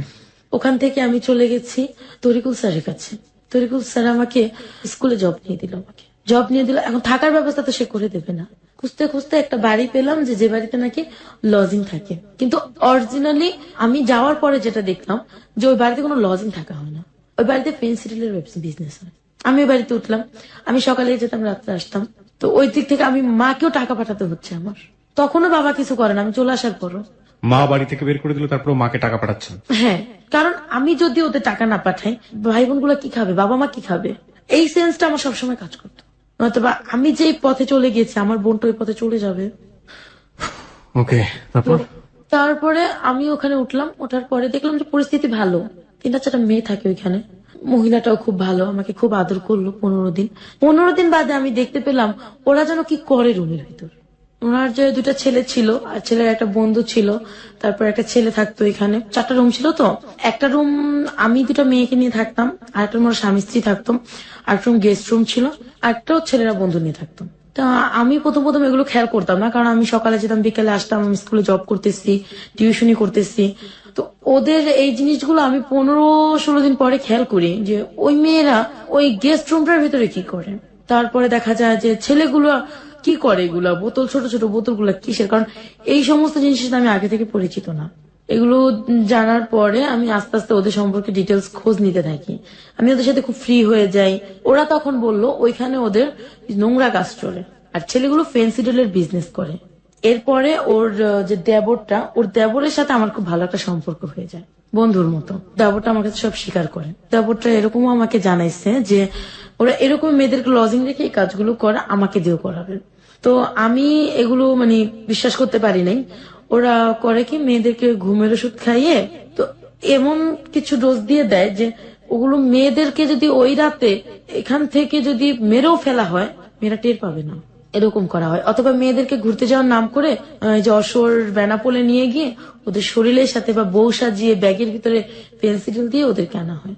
ওই যে ওর দেবরের সাথে আমি একদিন ঘুরতে ঘুরতে, এটা হচ্ছিল হচ্ছে রায়ের বাজার বুদ্ধিজীবী গদি ঘরে। তো আমি রায়বাজার বুদ্ধিজীবীতে ঘুরতে গিয়ে আমার এরকম ছিল যে আমি সব শ্রেণীর লোকেদের সাথে খুব ভালোভাবে মিশতে পারি। তো আমি ওই র্যাবের সাথে পরিচয় হলো আমার। কিছু র্যাব ছিল এখানে, আমার চিন্তা ভাবনা ছিল আমি প্রশাসনের সাহায্য নেবো, ওরা যেহেতু আমাকে এরকম করবে। র্যাবের সাথে পরিচিত হলাম, কথা বললাম। তো ওর ভিতরে একটা র্যাব ছিল, নাম ছিল শাকিল। তো ও খুব ভালো ছিল। আর একটা নাম ছিল শাহিন, আর একটা সাব্বির। তো সাব্বির আমাকে দেখে খুব পছন্দ করলো, ওরা আমার সাথে ফ্রেন্ডশিপ হয়ে গেল। 3-4 দিন পরে সাব্বিরকে আমি বললাম, সাব্বির এরকম এরকম হয়েছে, বাসায় ওরা পেন্সিল বিক্রি করতেছে, আমাকে ওরা বিক্রি করে দিতে চাচ্ছে। তো সংক্ষেপে ওদেরকে বলছি। ওকে, আমার মোবাইল ছিল না, ওই মহিলার মোবাইলকে আমি আপা বলতাম, ওর নাম ছিল লাকি আপার নাম ছিল, লাকি আপার মোবাইলটা আমি বললাম। ওরা বলছে তোমার সাথে দেখা করি। তো সেই দিন বিকেলে আমাকে জানানো হলো যে আমাকে ওরা নাকি দৌলদিয়া নামে একটা ঘাট আছে, সেখানে ওরা 3.5 লক্ষ টাকা বিক্রি করে দিছে। তারপরে আরেক জায়গায় এই ঢাকাতে পুরানা পল্টনে ওদের এক মামার কাছে 75,000 টাকা 15 দিনের জন্য বিক্রি করে দিছে। মাই গড। তো যেদিন রাত্রে আমাকে ওরা নিয়ে যাবে, আমি জানি না ওদিন রাত্রে আমাকে নিয়ে যাবে, ওর দেবরা এসে আমাকে বলতেছে যে তুমি যদি এখান থেকে না যাও, তুমি কালকের পৃথিবীতে সূর্য দেখবা না। কেন এরকম হয়েছে, তোমাকে ওরা নিয়ে যাবে দৌলতিয়া ঘাটে 15 দিন পরে। আর আজকে রাত্রে তোমাকে ওরা বলে নিয়ে যাবে। তো এর আগে আমি র্যাপকে বলে রাখছি সবকিছু এরকম এরকম করবে ওরা, তুমি আমাকে প্লিজ বাঁচাও। তো সকালবেলা আমি শুনলাম ওরা আমাকে বলছে, জানিস তোর ভাইয়া তো পুরানা পল্টন গেছে, ওর হাজবেন্ড আবার ওর সাথে রাগ করে চলে গেছে, তো তোর ভাইয়া তো চলে গেছে, তো ভাইকে আমরা আনতে যাবো পুরানা পল্টন, তুই কি যাবি আমাদের সাথে? আমি বললাম দেখি কি করতে পারি। এর মধ্যে ওই র্যাপকে ফোন দিচ্ছে ওই লোকের নাম হচ্ছে মিন্টু। মিন্টু ফোন দিয়ে বলছে ওকে কিন্তু নিয়ে যাবে একটু পরে। ঘন্টা খানিকের মধ্যে ওরা ওইখানে ফোর্স নিয়ে চলে গেছে। যাওয়ার পরে এখানে বলতেছে কি হচ্ছে, এখানে কিছুই হচ্ছে না, ঘর চেক করবো। ওরা প্রায় 50 বোতলের মতো ফেন্সিডিল পেয়েছে। মানে এরকম একটা মুহূর্তে আসছে যে ওর ঘরে ওর গেস্ট আছে মেয়েদের সাথে, তো ওই অবস্থা ওকে ধরছে। মিন্টু আবার সকালে চলে গেছে, ওই খবর দিয়ে চলে গেছে। ওরা আমাকে নিয়ে উত্তরা চলে গেল, ওইটা উত্তরে গিয়ে মিন্টু রাতে দিয়ে দিল। মিন্টু আবার আমার ফ্যামিলিকে জানাইলো, আমার বাবা বলছে ওই মেয়েকে কোনোদিন ঘরে তুলবা না, তাই আমার মা সেদিন আমাকে গ্রহণ করে নেয়নি। মিন্টু আমাকে এক রাত ওর এক ফ্রেন্ডের বাসায় রাখছে, খুব ভদ্রভাবে খুব সম্মানের সাথে রাখছে। ওর ওয়াইফ বলে ও ছিল না, ও বলছে আমি রেখেছি, আমি একটু ঢাকার বাইরে যাচ্ছি। পরের দিন ও এই কামরাঙ্গি চড়ে এসে জালারি চৌরাস্তা আছে একটা, ওখানে এসে আমার জন্য বাসা খুঁজে বের করছে একদিনে। আমি এখানে উঠলাম, তারপরে একদিন আমার মা আমাকে ফোন দিয়ে খুব কান্নাকাটি করতেছে। 2013 এপ্রিল খুব কান্নাকাটি করতেছে, ঘরে খাবার নেই না সেটা। তো পরে আমি কি করবো, তো আমার কাছে তখন টাকা ছিল, আমি ওকে টাকা দিয়ে দিলাম, ওরা খাবার টাবারই করছে। প্রতি মাসে টিউশনি করে যে টাকা বেতন পাই ওর থেকে ওদেরকে দিয়ে দিই, ওর থেকে আমি রাখি। আমার ঘর ভাড়া বেশি ছিল না, এক রুম তো 2000 টাকা ছিল। আমি কষ্ট করে চলতাম, ওদেরকে আমি কষ্ট দিতে দিতাম না। আমার বাবা অসুস্থ ছিল, তাকে আমি চিকিৎসা টাকা দিয়েছি, ভাই বোনদেরকে দেখেছি। দেখার পরে দেখা যায় কি আমি না কেমন যেন একটা দিন দিন এই যে রোদ্রে ঘুরতে, তারপরে এগুলো করতে করতে বৃষ্টিতে ভিজে আমি অসুস্থ হয়ে পড়ছি। এখন আমি ওই বাসায় থাকতে পারতেছি না, বাসা চেঞ্জ করে ফেললাম। বাসা চেঞ্জ করে আরেক বাসায় গেছি, সেখানে আমি খুব অসুস্থ। এর ভিতরে এক স্কুল টিচারের সাথে আমার পরিচয় হয়েছে, তার বয়স 50-এর উপরে। তো ভালোই কথা টথা বলতো, ফোন টোন দিত না, কম কথা বলতাম। তো ওনার সাথে জাস্ট এমনি কথা টথা হইতো, দেখা করতো আমার সাথে। উনি একদিন আমাকে বিয়ের প্রস্তাব দিল, আমি রাজি হইনি। এই 50 লোক? হ্যাঁ, রাজি হইনি। পরে আমি না দিন দিন অসুস্থ হয়ে পড়লাম। অসুস্থ হয়ে পরে বাবা মার ঘাড়ে গিয়ে উঠলাম। ওখানে আমি ডাক্তার দেখালাম, নিঃশ্বাসে প্রবলেম হইতো, আমি নিঃশ্বাস চাতে পারতাম না, আর লিভার একটু সমস্যা হয়েছে। মানে এগুলো তো আমার টাকায় হতো, আমার ফ্যামিলিকেও খরচা দিতাম ওই অসুস্থ অবস্থায়। আমার টাকা যেটা জমানো ছিল আর কি, ওটাতেই হইতো। তো ওই লোক আমার এই অবস্থা দেখে আমার মামা, মানে এই যে গ্রাম সরকার, তার কাছে বিয়ের প্রস্তাব দিল। কোন লোক? যে লোকটা স্কুল টিচার ছিল, 50-এর ঊর্ধ্বে বয়স ছিল, যে লোক নাম ছিল তাহের। সে আপনার গ্রাম সরকার পর্যন্ত পৌঁছালো কিভাবে? ওই এলাকারই সে স্কুল টিচার। ওকে। তো ওই হিসেবে সে বলছে, আর আমাদের সম্পূর্ণ দায়িত্ব ওই গ্রাম সরকার নিয়েছিল। তো ওনার কাছে বিয়ের প্রস্তাব দিল। আমাকে জিজ্ঞাসা করা হলো, তখন তো আমি খুব অসুস্থ, আমার একজনের হেল্প চাই, বাবা মা আমাকে রাখবে না। আমি বাবা মাকে বললাম দেখো তো অনেক বয়স্ক, কিভাবে কি হয়। বাবা বললো না সমস্যা নেই, মানে ডাইরেক্টলি বললো বয়স্ক লোক নাকি বউ ভালোবাসে বেশি। আপনার বাবা আপনাকে এটা বললো? আমার বাবা মাকে বলছে। আপনার বাবার তখন বয়স কত? 45। বাবার বয়স 45, বাবার জামাই হবে 50 ঊর্ধ্ব। হ্যাঁ, তো এর ভিতরেই মা বলছে যে গ্রাম সরকারের খোঁজ খবর নিতে। উনি কি খোঁজ খবর নিচ্ছে আমি জানি না। ঠিক এক সপ্তাহের মাথায় আমার বিয়ে দিয়ে দিল, 7ই আগস্ট 2013। তো পরবর্তীতে প্রিয় শ্রোতা, this is not story of চিনি কম। আপনারা নিশ্চয়ই অমিতাভ বচ্চনের সেই ছবিটা দেখেছেন। অমিতাভ বচ্চন এবং টাবুর ছবি ছিল চিনি কম, আমার অনেক পছন্দের একটা ছবি। লাইফে ঘটনা ঘটে, বাট এত সুইট এত ঘটে না, এটাই রিয়েলিটি। ঠিক আছে, যাই। তারপর বিয়ের দিনও আমার কাছে কেন জানি মনে হয়েছে আমি তো অসুস্থ, আমি জাস্ট উঠতে পারি, বসতে পারি, মানে কাজকর্ম কিছুটা করতে পারি। তখন স্কুল থেকে আমি চাকরি ছেড়ে দিচ্ছি। বিয়ের দিন সকালেও জানি আমার কেন মনে হলো আমি বিয়েটা করব না, কিন্তু চিন্তা করলাম যে বাবা মার ঘাড়ে বসে না থেকে তারপর মামা বিয়েটারই করছে, করে দেখি যদি জীবনের কিছু চেঞ্জ হয়। তো বিয়েটা হলো, আমাকে সেদিন নিয়ে যাওয়া হলো পাশের গলিতেই, বাসা ভাড়া নিচ্ছে সেখানে। বিয়ের দিন রাত্রেই তার বড় ওয়াইফ তাকে ফোন দিছে, ফোনটা রিসিভ করছি আমি। সে বললো তুমি কে? আমি তার ওয়াইফ। তুমি তার ওয়াইফ কিভাবে হও? এমনকি তাকে বিয়ের আগে আমার মামা গ্রাম সরকার, যাকে আমরা মামা বলি, সে ওর ভোটার আইডি কার্ড, তারপরে স্কুল সার্টিফিকেট, কলেজ সার্টিফিকেট, কোন স্কুলে জব করতেন সেগুলো, বড় বউর সাথে ডিভোর্স হয়েছে সেই ডিভোর্সের পেপার সবকিছু নিয়ে নিছে। তারপরে আমি বলছি আপনার সাথে তো ডিভোর্স হয়ে গেছে। হ্যাঁ, তো আমি ফোন সমস্যা, আমার তো সন্তান আছে না। ভালো কথা, সন্তান আছে যেহেতু, আমি সেও তার কিছু বলিনি। ওনার সাথে কথা বলছে 1 দিন 2 দিন 3 দিন। আমি তো অসুস্থ, যেটা সত্যি কথা বলতে কি আমার হাজবেন্ডের সাথে আমার কোনো সম্পর্কই ছিল না। মানে স্বামী স্ত্রী পরে যে সম্পর্ক। বিয়েটা হয়েছে আমার, স্বামী স্ত্রী সম্পর্ক এক্স্যাক্টলি এক্সিস্টিং যে রিলেশনশিপ হ্যাঁ, পঞ্চশোর্ধ স্বামী স্ত্রীর কোনো সম্পর্কই তার সাথে ছিল না। কারণ আমি অসুস্থ, তার ভিতরে তার ওয়াইফ ফোন দিছে, এটা আমার বিবেকে বাজছে, কেন ফোন দেবে? তো এভাবে করে তার সাথে প্রায় এক সপ্তাহ কেটে গেল। এক সপ্তাহ কেটে যাওয়ার পর তার আরেকটা ওয়াইফ আমাকে ফোন দিছে। তখন আমি মানে তার ফোনে আমি ইউজ করি, তো আমি বললাম আপনি কে? তো ওর নাম ছিল রনি। আমি রনি না ননি জানি, চিটাগং বাড়ি তাদের, চিটাগং থেকে ননি বলছি। তো আপনি কাকে চান? বললাম তাহেরকে চাই। তা আপনি কি হন? আমার ওয়াইফ। কিভাবে হলো? সাথে সাথে আমি বললাম কিভাবে হলো, কারণ যেহেতু তার এক ওয়াইফ ডিভোর্স প্রাপ্ত, আমি আছি, তো আমি দ্বিতীয় ওয়াইফ, তার আর কোনো ওয়াইফ নেই। আপনি কে তাহলে? আপনি যাকে বিয়ে করেছেন তার আমি এক ওয়াইফ, আপনি তৃতীয় ওয়াইফ, আমি দ্বিতীয় ওয়াইফ। উনিও ডিভোর্স? না। তো আমি বললাম আপনি আমাকে কেন ফোন দিচ্ছেন? আমি বাবা মাকে সবকিছু জানাইছি, মামাকে সবকিছু জানাইছি, তাকে বলছি সমস্যা কি, সে গ্রামে থাকবে আপনি ঢাকায় থাকবেন, এইভাবে সে আমাকে বললো। আমি এভাবে ঘর করতে পারবো না, যেহেতু মানে আপনার সাথে আমার সাথে স্বামী স্ত্রীর কোনো সম্পর্ক নাই, সেহেতু আপনার সাথে আমি ঘর করতে পারছি না। নামমাত্র স্বামী স্ত্রী? হ্যাঁ, না মাত্র স্বামী স্ত্রী, এটাই রিয়েল ছিল আর কি। তো আমার খুব একটা সন্দেহ হতো, তার ওয়াইফ ফোন দিত, কথাবার্তা বলতো, বড় ওয়াইফ ফোন দিত, দুজনেই আমার সাথে কথা বলতো। হঠাৎ একদিন 15 দিন যাওয়ার পরে তার সেকেন্ড ওয়াইফ আমাকে বলল সে নাকি লাইগ্রেশন করা, যেটা একটা পুরুষ করলে তার কখনই কোনো সন্তান আসবে না। আমি একটা অল্প বয়সের মেয়ে, আমি কিভাবে এটা মেনে নিই? আমার সন্তান থাকবে না, আর সন্তান থাকবে না এই জিনিসটা আমি কখনোই মানতে পারিনি। এগুলো নিয়ে ঘটমট করতে করতে গ্যাঞ্জাম হচ্ছিল, মা আমার কাছে, গামসার কাছে বিচার দিলাম। সবাই বললো যে এই মেয়েকে আপনি কি করলেন, এই মেয়েকে আপনি কেন জীবনটা নষ্ট করলেন? আপনি জানতেন আপনি লাইগ্রেশন করা, আপনি কেন মেয়ে? ওর এক কথাই বলতো যে ও সন্তান আনুক, পালতে আনুক। আপনার হাজবেন্ড? হ্যাঁ, ও সন্তান পালতে আনবে, আমি তাকে মানুষ করবো। আমি কোনোদিন না, আমি যত মা হওয়ার ক্ষমতা রাখি সেহেতু আমি একটা সন্তান পালতে আনতে পারি না। এই জিনিসটা আমার কাছে ঘোর নাকচ ছিল যে আমি পালতে আনবোই না। তো এরকম করে তার সাথে ঘটর মটর করে আমার 1.5 মাস গেছে। যাওয়ার পরে আমি বললাম যে আমি আপনার সাথে ঘর করবো না, ঘর করবো না বলছি, পরে সে আমাকে প্রচন্ড মারধর করলো। আমার সবচেয়ে কষ্ট লাগতো ওইখানে যে সে কোনো বাজার করতো না ঘরে। 1 কেজি চাল, 1 কেজি আলু, একটু ডাল, একটু ডিম আর মরিচ, এছাড়া সে কিছুই আনতো না। এগুলো খেতে খেতে এক সময় আমি অসুস্থ হয়ে পড়লাম। আমার আবার সেই গ্যাস্ট্রিকের প্রবলেমটা দেখা দিল, আর আমার নিঃশ্বাস ছাড়তে খুব কষ্ট হতো। আমি খুব অসুস্থ, আমি বিছানা থেকে উঠতে পারি না। তারপর একদিন খুব শক্তি করে উঠে আমি তার সাথে প্রচন্ড ঝগড়া করলাম, আমি আপনার সাথে ঘর করবো না, আমি কিভাবে বাঁচবো এভাবে। তারপরে সে বলল তুই কেন থাকতে পারবি না? তুই থাকতে হবে তোকে, তোর বাবা মার কাছ থেকে। বাবা মার নাই, কোত্থেকে আনবো? বাবা মারও দুঃসাহ জীবনযাপন কাটাচ্ছে, কারণ আমি দিচ্ছি না তাদেরকে, আমি কোত্থেকে দেবো? সে আমাকে মারধর করলো, প্রচন্ড মারধর করে। ঘরে একটা লাঠি ছিল আমার, লাঠিটা দিয়ে আমাকে পেটালো। তো পরবর্তীতে মানে সে আমার বাবা মাকে কোনো খবর দেয়নি, পাশের ভাড়াটিকে কোনো খবর দেয়নি, সে চলে গেছে। তখন আমি সারাদিন আমার মাকে আমি ফোন না দিছি, না গিয়েছি, তখন আমার মা আমাকে খোঁজ নিতে আসছে।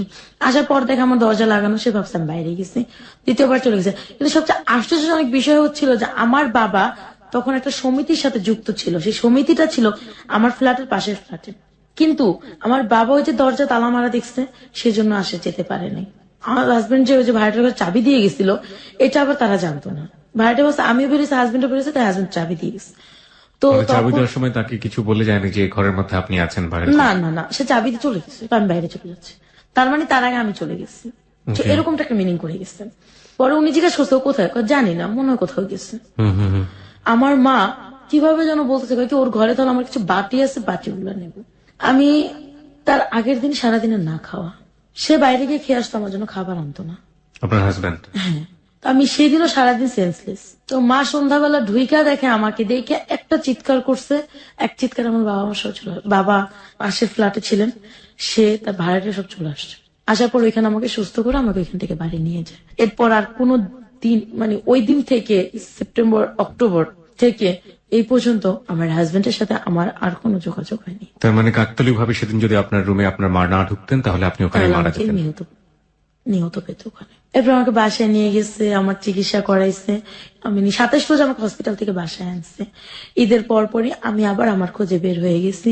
এই প্রথম আমার জীবনে মানে আমি যত অসুস্থ, শুধু আমার মা আমাকে সাপোর্ট দিল। তখন আমার বাবা আমাকে তখন পর্যন্ত নির্বাক হয়ে তাকায় দেখছে, শুধু আমাকে কোনো সাপোর্ট দেয়নি। আমি আমার মতো বের হয়ে গেছি, আমি ওই ঘরে থাকিনি। ঈদের পরপরে আমি বের হয়ে বাসা ভাড়া নিছি, নিয়ে আমার মতো চলে গেছি। চলে যাওয়ার পরে আমার এক ভাইয়া আমাকে বললো, আমি একটা বাসা চিনি, তুই তো এই লাইনে আছিস, ভাইয়া বুঝতে পারছিস আর কি, আছিস তুই তো, তুই আমি একটা বাসা চিনি, তুই ওখানে চল। ওখানে যাওয়ার পরে আমাকে ওই আন্টি দুটা লোকের সাথে পরিচয় করাই দিচ্ছে। প্রথম দিন যাওয়ার পরে সে আমাকে রাখেনি, পরের দিন আমাকে বলছে তোকে ফোন দেবো, সে আমাকে ফোন দিছে। ফোন দেওয়ার পরে আমি গেছি, যাওয়ার পর একটা লোক, সে খুব ভালো চাকরি করে, একটা লোকের সাথে পরিচয় করাই দিছে। বলছে তুমি তাকে সময় দাও, সে তোমাকে খুশি করে দেবে। তখন কিন্তু আমি অভাবে অবস্থা, অনটন অবস্থা, বাবা মারও দুঃসহ অবস্থা। বাবা মা যে সমিতির সাথে আছে, বাবা সেই সমিতি টাকা আটকে গেছে, ঘরে চাল নেই, মা ফোন দিয়ে কান্নাকাটি করছে। মানে এত কষ্ট পেয়েছি যে মানে নিজে অশান্তিতে ছিলাম, কখনো বাবা মা ভাই বোনকে অশান্তি দেখায়নি, কষ্ট দেখায়নি। সেখানে আমি সময় কাটানোর পরে সেই দিন আমাকে ওরা দিয়েছে 2000 টাকা।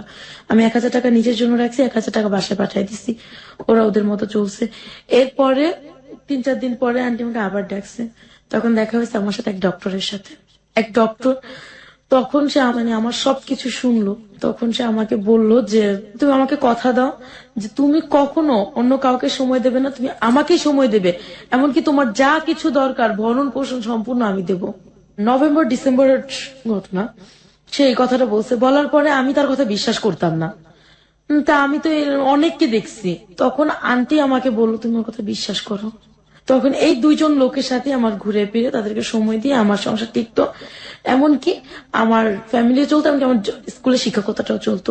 পরে দেখা গেছে যে তার কথা আমি আন্টির ভরসা পেয়ে আমি ওকে, আন্টি আমাকে, হ্যাঁ আমি তার বাসায় গিয়ে আমি একটা নোংরা পরিবেশে জড়াইছি আবার দ্বিতীয়বার, কিন্তু সে আমাকে নিজের মেয়ের চেয়ে বেশি ভালোবাসছে। সব সময় একটা ভালো ডিসিশন দিছে, ভালো কথা বলছে। এই আন্টির সাথে আপনার পরিচয় হলো কিভাবে? আমার ওই ভাইয়া আমাকে নিয়ে গেছে ওই বাসায়। কোন ভাইয়া? আমার একটা ভাইয়া ছিল আর কি। কোন ভাইয়া এটা? এটা আমাদের এলাকার একটা উনি ছেলে। আপনার সম্পর্কে এই ব্যাপারে জানতো যে যেহেতু উনি বাসাটা নিয়ে গেছে, মানে আপনার ওখানে একটা পারপাস সার্ভ হবে, তার মানে এই উনি ভাইয়া আমার এই ব্যাপারটাকে ধারণা করছে, ধারণা করে আমাকে জিজ্ঞাসা করছে, আমি স্বীকার করছি তার কাছে। সেও আমাকে হেল্প করতো বিনা স্বার্থে। সে আমাকে নিয়ে গেছে, কয়েক চলো তুমি এইভাবে কত কষ্ট করবা। আর আমার যে টোটাল যে 1.5 মাস বা 2টা মাসের যে ঘটনাগুলো আমার সেকেন্ড হাজবেন্ডের, এগুলো সব সে জানতো। তারা কিভাবে নিজেরাই জানতো? আমাকে বিয়ে দিচ্ছে। ওকে। আমাকে বিয়ের দিন ওই বাড়িতে পৌঁছায় দিছে আমার ওই ভাইয়া। সে আমাকে হেল্প করছে, 1000, 500, 100 দিয়ে সে আমাকে হেল্প করছে। এমনকি বিশ্বাস করতে পারবেন না, আমার বিয়ের যে খরচাটা সেটাও আমার বাবা আমার টাকা থেকে করছে।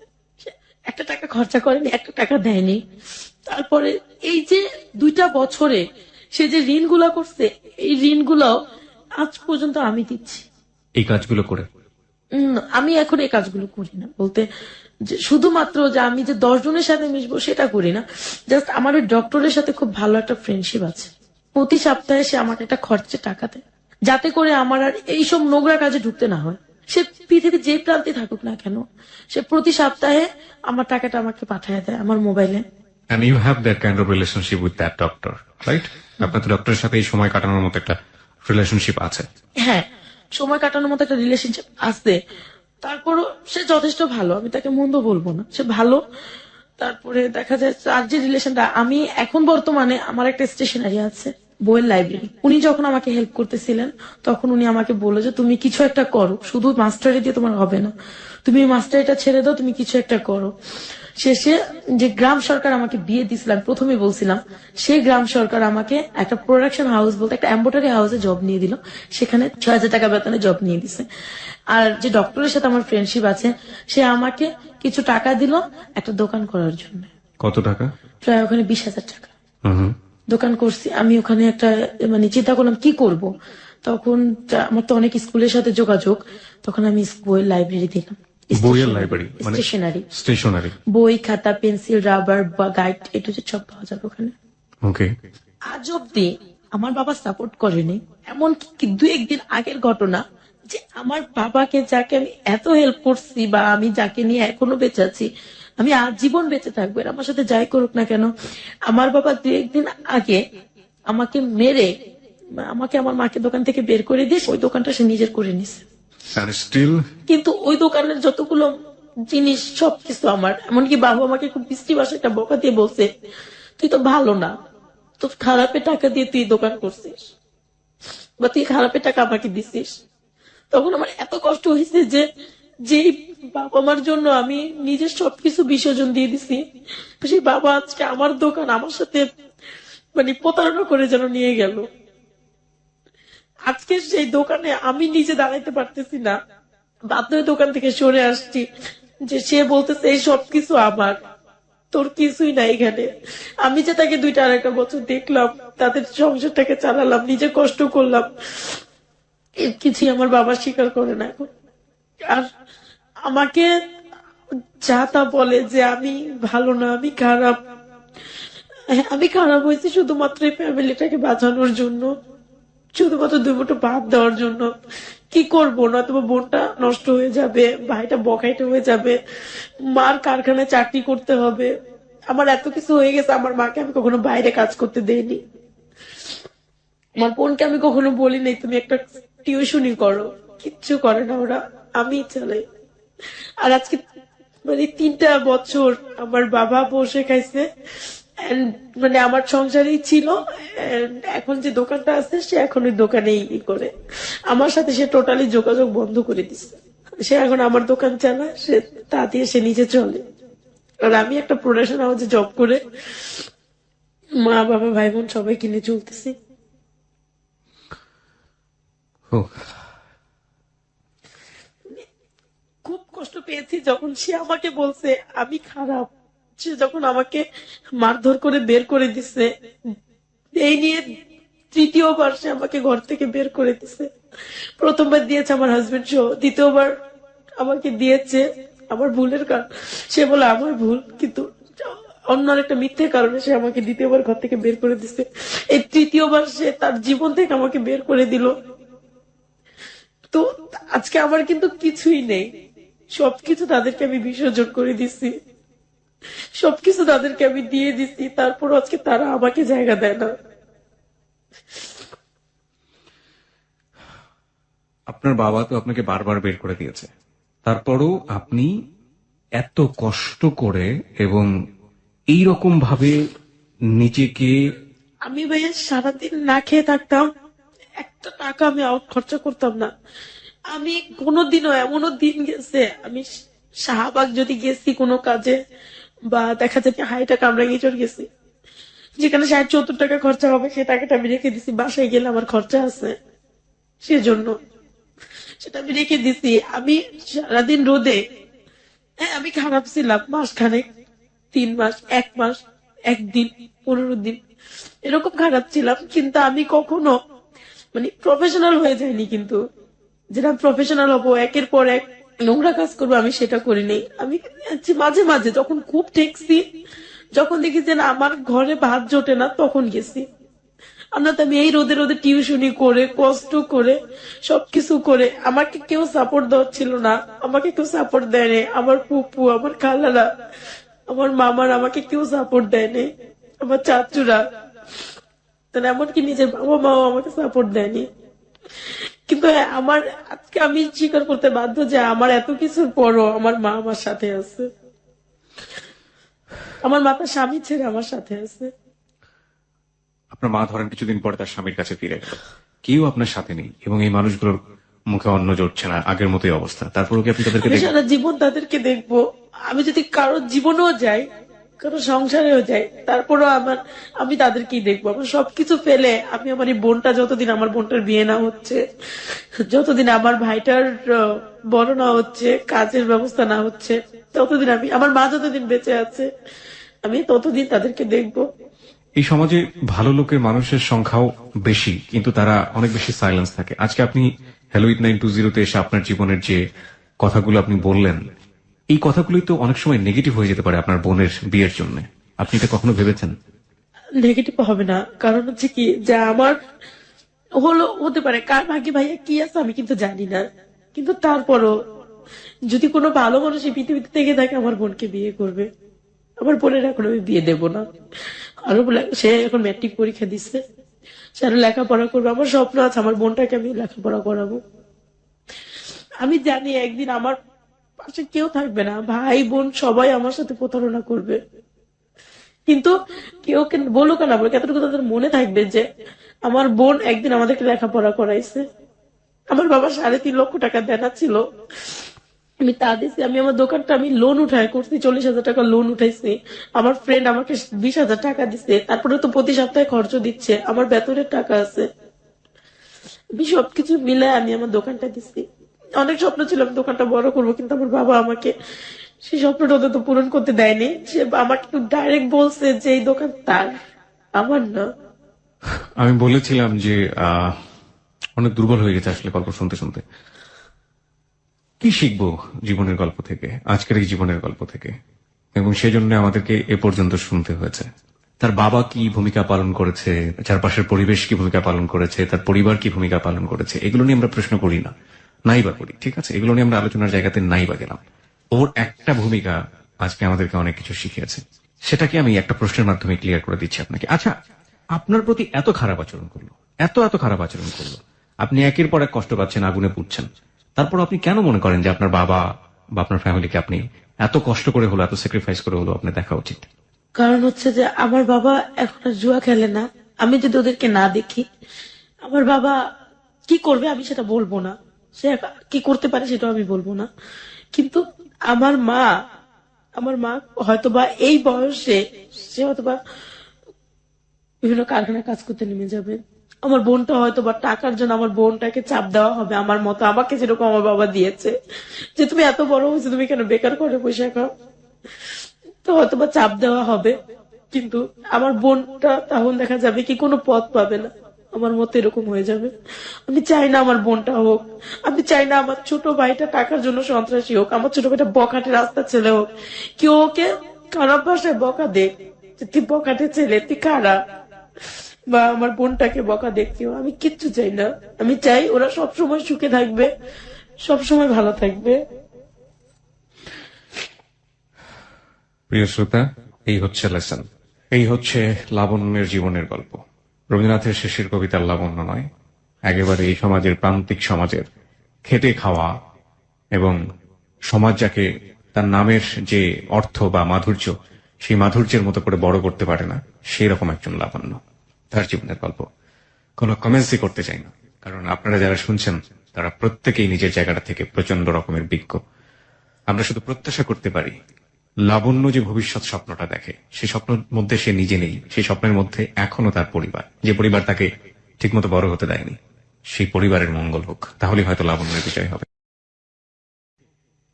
আপনি তো শুনলেন শ্রোতারা বিভিন্ন রকমের কমেন্টস করছে, তো আপনার কি বলার আছে শ্রোতাদের উদ্দেশ্যে?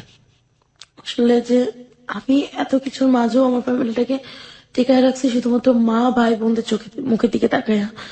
কিন্তু আমি চাই যে বাবা মা কখনো ফেলে দেওয়া যায় না, ভাই বোন কখনো ফেলে দেওয়া যায় না। আজকে যদি আমার মতো আরেকটা মেয়ে যদি ওদেরকে এরকম ফেলে নিজের সংসারের প্রতি টান হয় বা সংসারের কথা ভাবে, নিজের কথা ভাবে, তাহলে হয়তো বা আমার মতো আরেকটা মেয়ের জন্ম হবে।